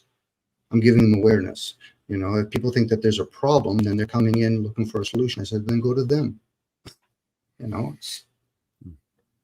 I get some of these communities, they thinking they're giving answers, and then they rely on their laurels by saying it's a truth. You're saying it in words only. I mean, you, me, and you. They're saying it in words only. At that point, that person's being like a trollop, freely giving everything away. I can't think of one time that I've heard the word truth invoked in a debate or an argument. and it was true, right? Like it's always used as a sword or a shield. Well, as a caveat on that, because I do value being honest with the self, be true to the self, like a wheel. If a person's a crook, talks like a crook, acts like a crook, they're being true. There's no hypocrisy there. If a person's Correct. being kind and then they act like one and talk like that, it's not for me to judge to say it's wrong to be a thief. I'm glad that they told me they're a thief, so at least I know, okay, when you come to my house, I should be a little concerned, kind of like friend or foe. I just want to know that kind of stuff. I'm not here to judge them prior to it. I just want to tell them. So I'm giving them the benefit that they're being honest. What's the value in not judging somebody who's a thief? Well, then you can have discernment. Discernment, because I can discern moment to moment. I'm going to go inwards. Something tells me intuitively, you're not going down that alley. Okay, I don't question it. I just don't do it. Next day, same alley tells me to go down that alley. A judgment now is when a person makes a preconceived notion, oh, that's wrong. Well, wrong. What do you mean by wrong? That's a pious position to think you're wrong, let alone you think you're right. And those are programs. And most of us pick that up unknowingly among each other. Hence what we were talking about being in a concert. One thing is to hear them repeating the words over and over again, but think about the enchantment that's going inside of the body now. Yeah. Especially if you're the alpha. If you're the alpha and everybody else are just following you, boy, that can actually really play havoc on them. Either you're going to have to trust the person that's following you. But I like to think that most people are their own alpha within. They're not. Well, You can like to think that, but I don't think that most people want anything to do with being responsible for their own lives and their own decisions. But they like to bitch and complain about it. There's the contradiction. Oh yeah. So there's hypocrisy. There's comfort in that. I'm gonna start kind of wrapping things up, but I want to know a couple things. Well, one, I want to, if there's anything in your head still that I want to flesh out, whatever, if you've got any loose thoughts or incomplete thoughts. Yeah. And then also I was intending to sort of take a walk around the YouTube streets drama sphere with you, but I'm under the impression you're not going to want to have that conversation. When you say the drama, are we talking about just the noise? Yes, the noise and the people making the noise and what's new in the noise. Well, the noise I'll talk about. The names, no, because I get it. And people start making personal attacks. I'm like, on who? So, but there is noise, when people are over talking each other, that's noise. When a person's angry with somebody else and everybody else giving them the space to speak, that to me is not noise. Now, they could be very loud about it, but then they have to remember you're in a public with a whole bunch of other people. I wouldn't want to yell at my wife and vice versa with a whole bunch of people around me. Just wouldn't, unless it's life threatening, but it isn't life threatening. And this is where people make it entertainment. And that's why I say to myself, I hope they're getting paid for it. That's not my thing, by the way, Floyd. And in a way, Floyd, I should have maybe just answered yes or no. I'm usually not a yes or no person, but no, yes or no answers are boring. Yeah, that's true. They are. There's no details to it, and I like details. Right. Devil's in the detail. I guess I'm working with the devil. But we could, in the future, if you want to talk about topics, I like things like fiat currency, the elites, the Illuminatis, how energy works or doesn't work. Mostly, yeah. I wanted to, like I said, you've been enigmatic but insightful, and so I kind of mostly wanted to get to know who Domenic was and your perspective on some of the topics, some of the interactions. Just out of curiosity, when you see over talking when you see the drama in the drama sphere, what is it? Is it mostly underdeveloped egos, basically narcissism, or is underdeveloped feelings? Most people's feelings aren't developed at that point. They think they're not using their feelings, but they're using their feelings the whole time. and they're splashing with their thinking process. Yes. Yeah, I would totally agree with that. They're not spending time to say, listen, so am I trying to share points or am I trying to prove points? And if they truly are trying to prove a point, then why do they have to try to convince somebody else? It's dogma all over again. It's religion. They just don't know it.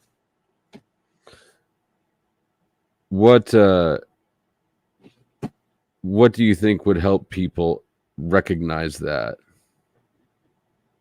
Preferably Like awareness. how did you get to the, like, you seem to have more awareness, self-awareness, and externally aware than most people. There's a lot of us out there. There's a lot of us out there, but go ahead. Sorry. Yeah. Okay. Well, maybe not. Maybe most is the wrong word, but then the optics, right? Then the optics are not as high when people have more awareness. It seems to me. Either you leave at the door both your likes or dislikes, or you bring them both in. And most people, what they do is they bring in their likes and then their dislikes separately when it's convenient for them, so they're not being complete. So if you like making fun of somebody else, got to ask yourself, would you want somebody to do it to you? Not really. So then stop doing that then. If not, then live with the idea that you're a hypocrite. So talk openly as a hypocrite. So do you have any ideas on what would help people get that awareness of what they're doing? Because, like, you're saying it to me and it makes sense. It resonates with you. Well, that's why we're chit-chatting with each other. For other people, it might... I'll tell people, I said, maybe you might have to wait for the reboot process. They're not going to learn. They're not in teachable mode. They're still in the masculine energy. That's the programmable energy. They're going to constantly wait for the next government, the next religion, the next commerce to tell them what to do, which is fine, as long as they're honest with themselves. Are they willing to live by that sword? Most people, they'll say yes, but behind closed doors, they'll say, no, I don't agree with it. I said, so then you're not being true to yourself. Do you think that people do you think people get out of that mindset? Well, you're saying the word mindset.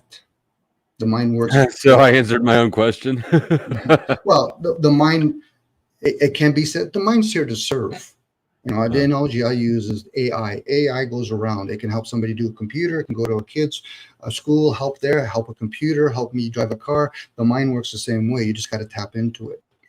But be prepared to realize, if I want to be a thief, the mind will work. You know, it's people wavering back and forth, and then wonder why they vote for politicians that waver back and forth. It's only projecting what they are. It'd be nice if people walk around with a mirror and realize how much they project. I think they were trained to bounce back and forth between, like throughout everything, throughout our political system. We're trained to have, like, political parties that have conflicting ideals, right? Like the right, like the Republicans here in the U.S. want smaller government but more war funding, right? So political parties are internally inconsistent. You've got religion is like one of the worst ones. You got the Trinity and one God. You know, it seems like we're just trained up in all facets of life with holding sort of these conflicting paradigms. Don't you think? Number one dogma is actually not religion and state, it's commerce. Selling an ideal like religion and state is actually commerce. So when people are spending way too much energy on religion and state, they're missing a lot of things that they can become aware of. Commerce. How is that? Well, capitalism doesn't work. Communism doesn't work. Christianity does not work.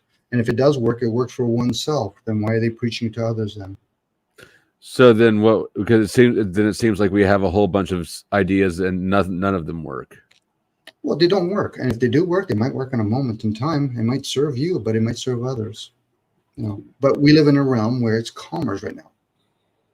If people are honest with themselves, are they doing it to help other people, or are they actually there to earn a buck? They say things like, oh, it's none of my business. Oh, so you make it an economic gain. That's the reason why you're a doctor or a police officer. People just don't police check themselves within themselves. Actually, in this case, gatekeep each other. They have to gatekeep within oneself. I don't think there's a single doctor that does it for the money. I think doctors do it for the clout. Well, the ones that do, they might be very naive. The doctor just means teacher. Same with physician means healer, but not for others, for oneself. They only do it for commerce. So, do no harm to anybody else. No, it's about economics. And this is the responsibility of each individual person in an age of information to become aware of that stuff. What you do with it, that's their choice. But at least it's good to be aware. Do you think that there's a better economic system than capitalism? It's always been around. It's called barter. Well, that is a form of free market economics. It just doesn't have a currency at the center. We've been given the ideal of free. It is a market. I don't know about free. Free is usually, like I've said it openly, you have many variations of the mind, variations of the will. Being free is actually an energy of separation. What do you want to be separate from? So again, they've given these words like conspiracy theory. Those are two words that should never be put together. There is conspiracy, there's agendas, there's facts, and there's theories. Most of the bigger wigs are doing agendas. Right. They're not worrying about fact. The word act gives it away. Act, actually, actor, action. There's a reason why we have the word act in many words in English language, because you're in the illusion, the play. And what do you need? What do you need when you're in a play? You need a script. So we are living a world of stage. I'm not. Go ahead. Sorry. Go ahead. No. Go ahead. I want you to finish that thought before I bring in a new one. I'm not here to give world solutions. People can become aware. Like when people talk about what's happened in the last couple of years with the 10-year reset, we're only in year 4. People forget, have you become worldly if they put value to being smart? Such as what's been going on in India, what's been going on in China. Now, most people will turn around and say, I don't give a damn about that. I said, so you're still talking nationalists, well, they're talking about globalists. Good luck with that. Yeah, I think that we who, like the nationalist I think are just like centuries behind. Mm-hmm. Yeah. So we're already behind the 8 ball, but each individual person can still become aware. Now, some people say words, but I can't do nothing about it. This is not about doing anything at present. It's about being. Because other people say, well, Dominic, I can't do nothing about it. I said, okay, this has been structured for who knows how many generations. So do you think that the doing focus is an illusion or a psyop? No, it does serve in certain applications. You want to become a father, there's things you got to do. It's a persona. You want to become an electrician, it's a persona. Those are all personas. We're living in a mortal form. If a person really looks at, I worked 35 years and now I'm going to be retired. If you go inwards, you'll hear the word retarded.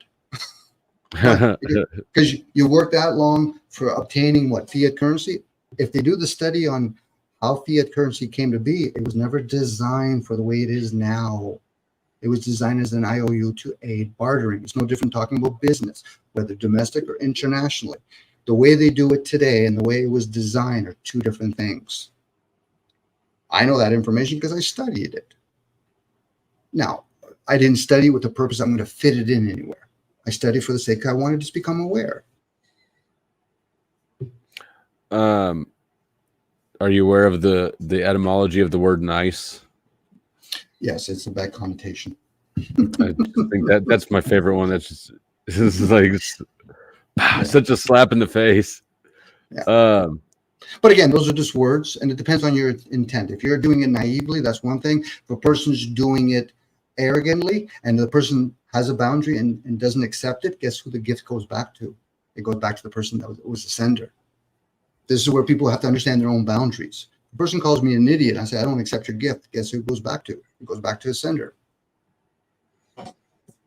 How's that? I don't understand how that works. Because somebody else doesn't have the capacity to make that claim about you?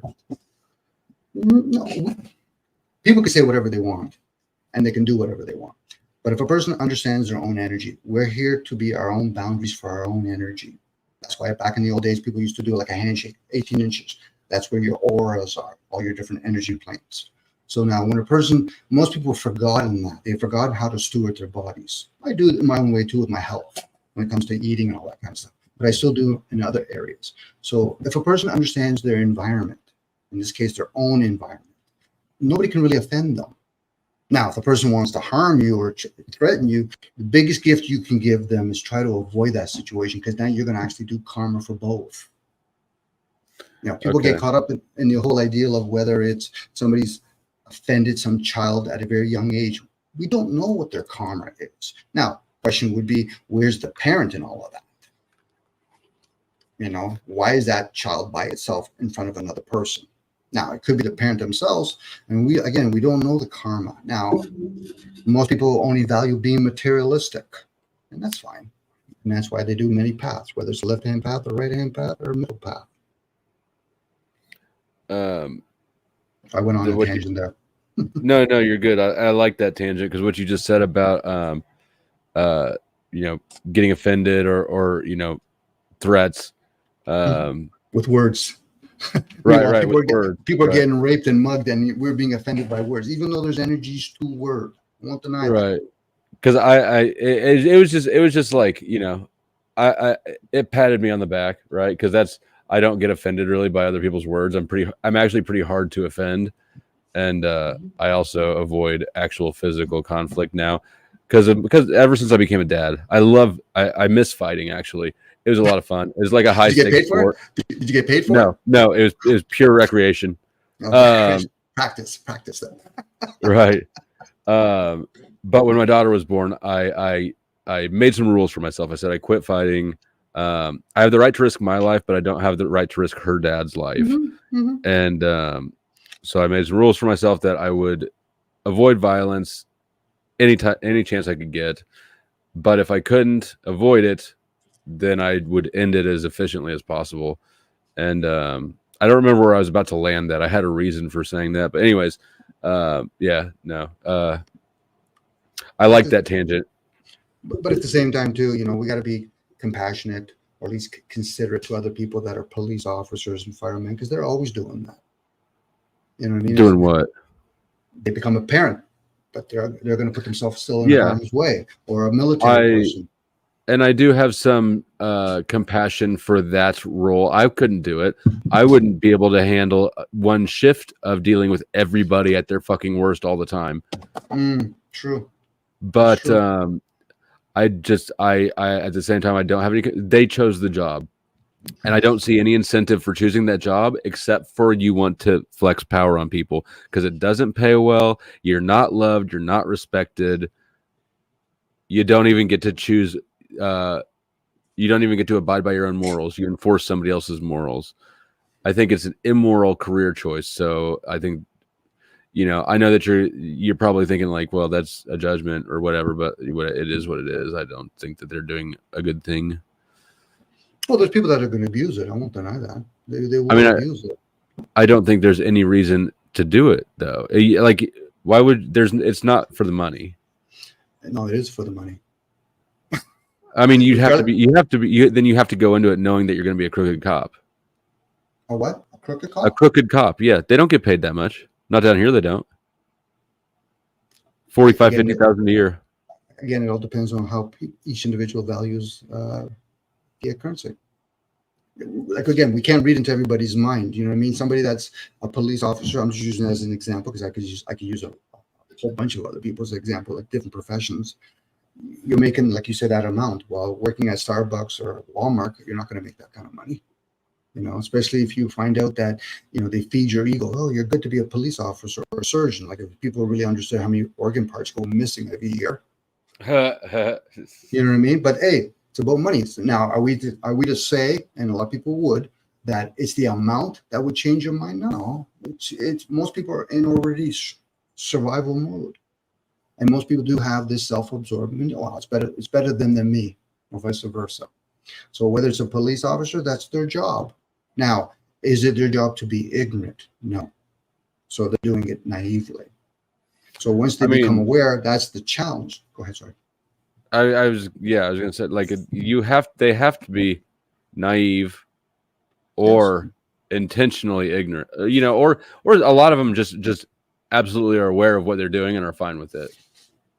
Yeah, and then some of them become more violent, but then that's where we tap into a person that's a sociopath or a psychopath or even a little bit narcissist, but all three of them are very underdeveloped with their feelings.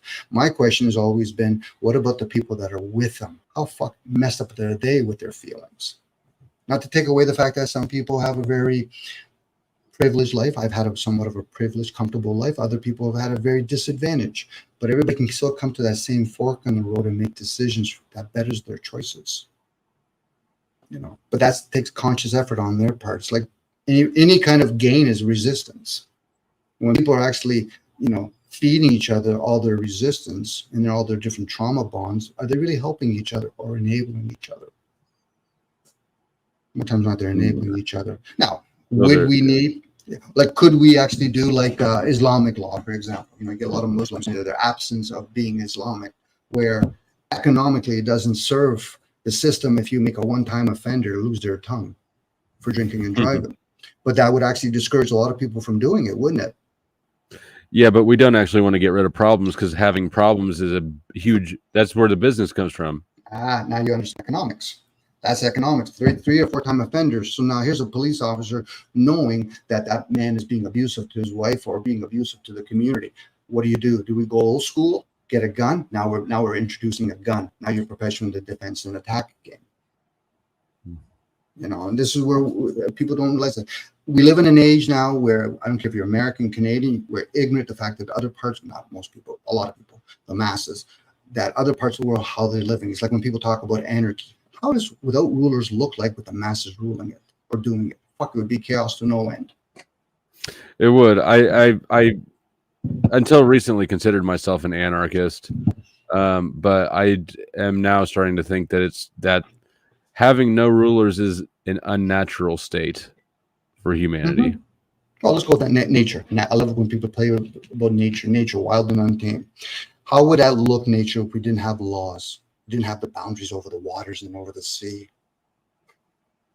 We'd be fucked in no time. I get it. Humans, we're just mimicking what we see over there. I consume information because I've already been programmed to consume food. So that consumption is already there. When a person said to me they're not materialistic, I said, last time I remember, you need to eat food and have shelter, right? So you're materialistic. Get down with the rest of us here. They can read some guys talking about it. Oh, I was listening to Alan Watts. Okay, whatever. How does that serve you?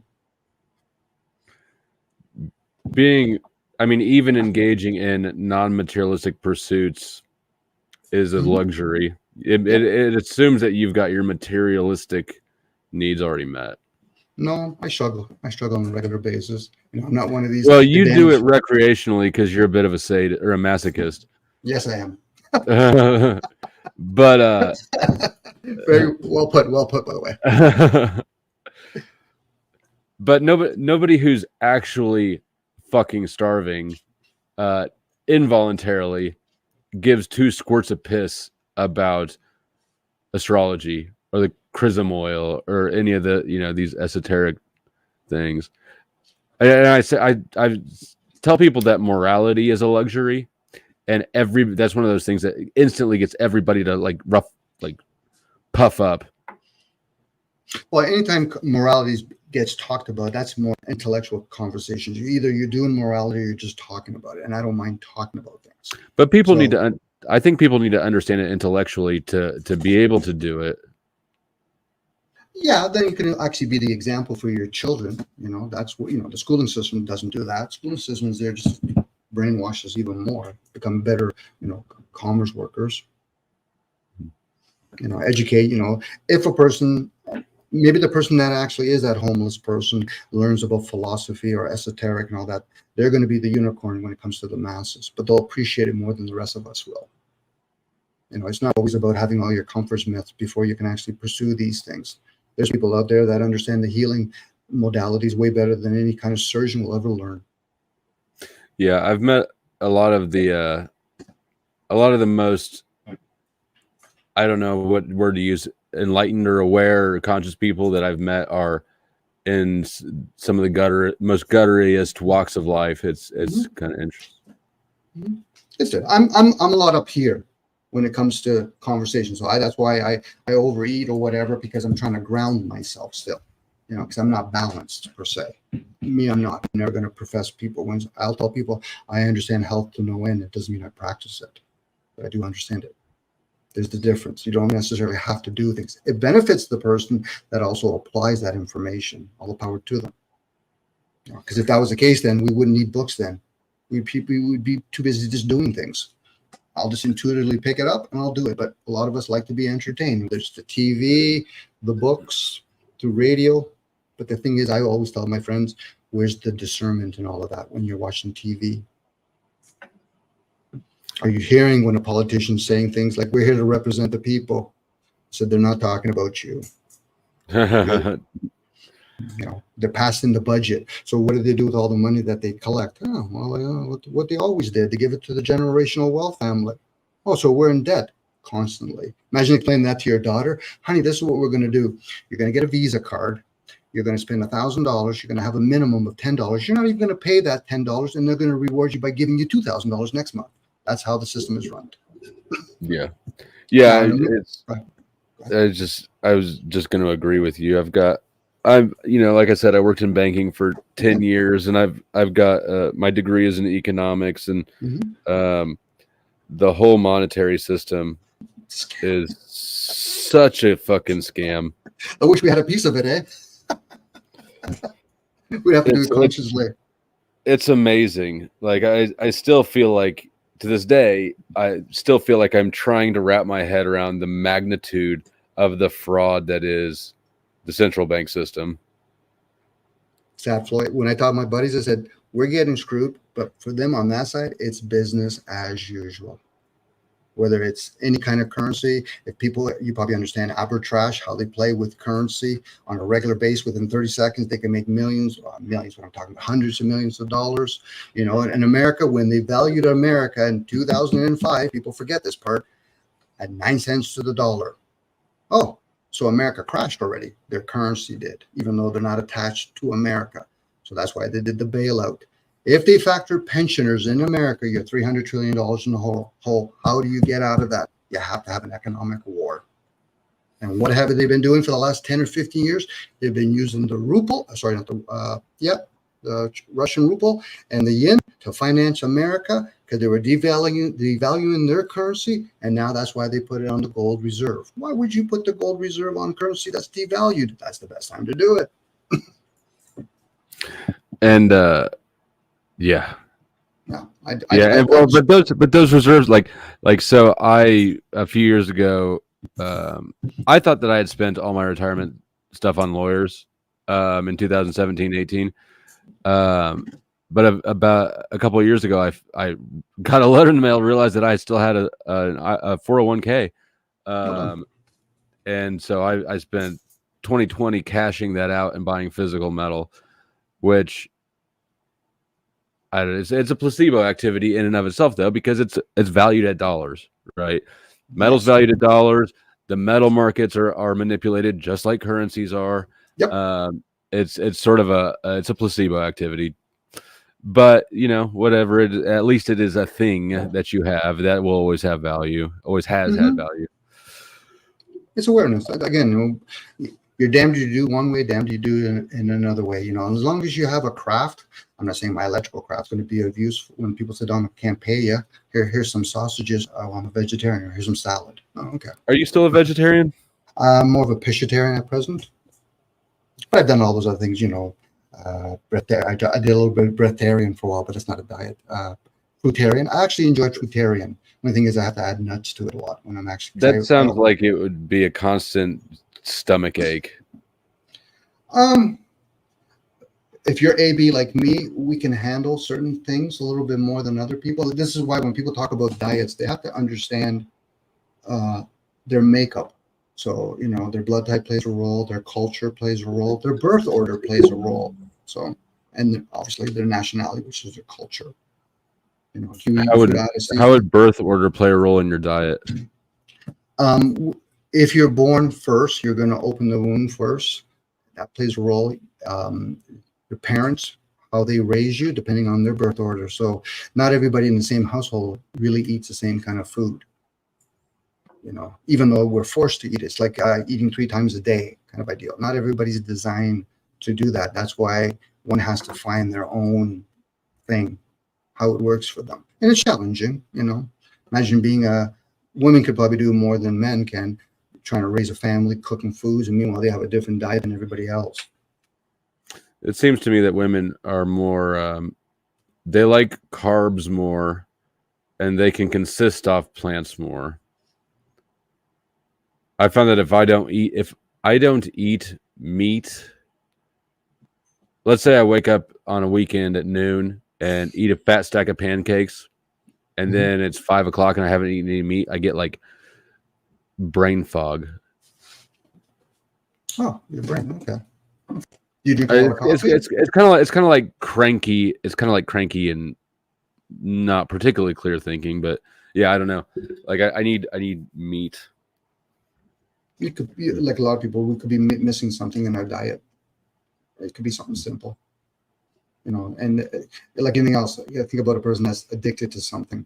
Eventually, their body becomes immune to it.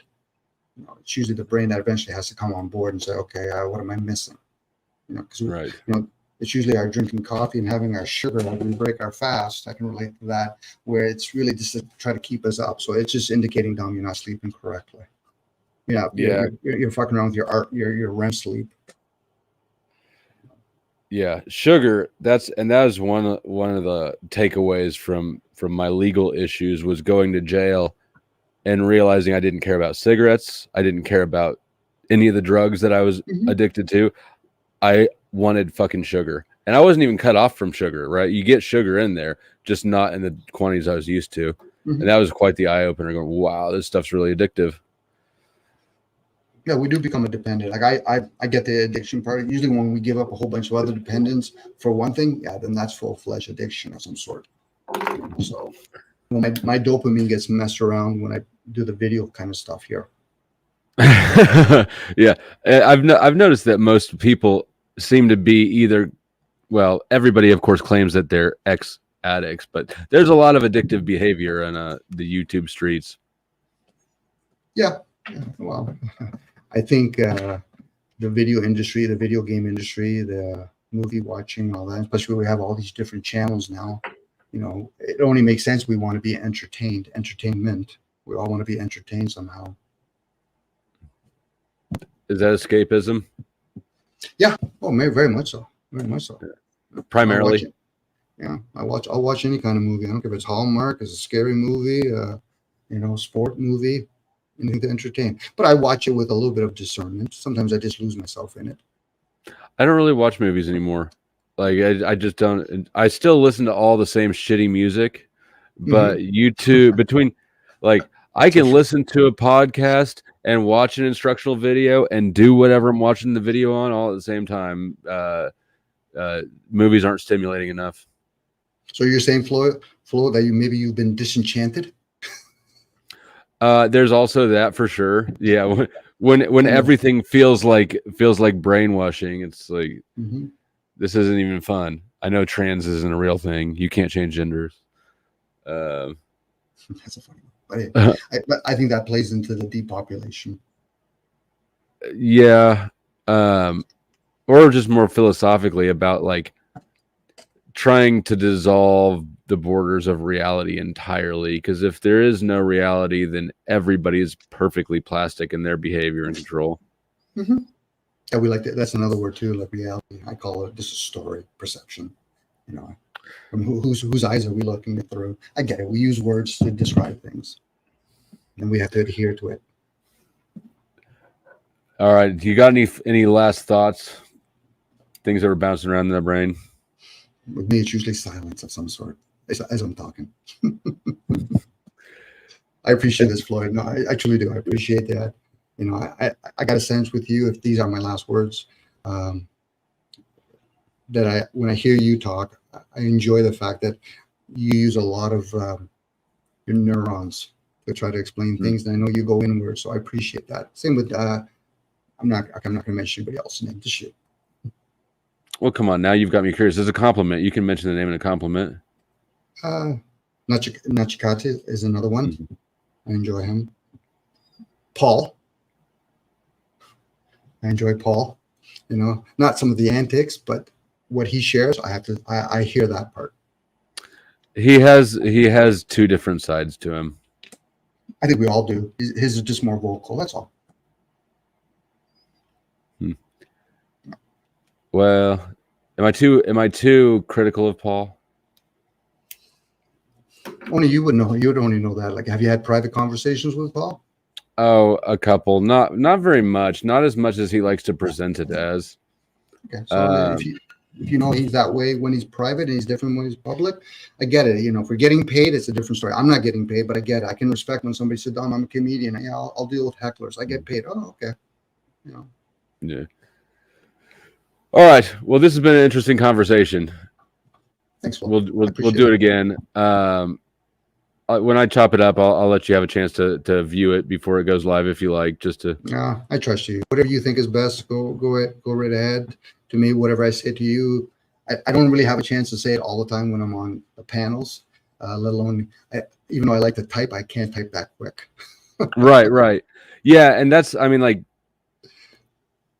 that's definitely something that is what I've gotten the impression of about you. Like, you have better thoughts on things than a lot of other people do. Not to try to put other people down, but like, yeah, I know that you can't type that fast. So, yeah, we'll do it again. Thank you for the 2 hours.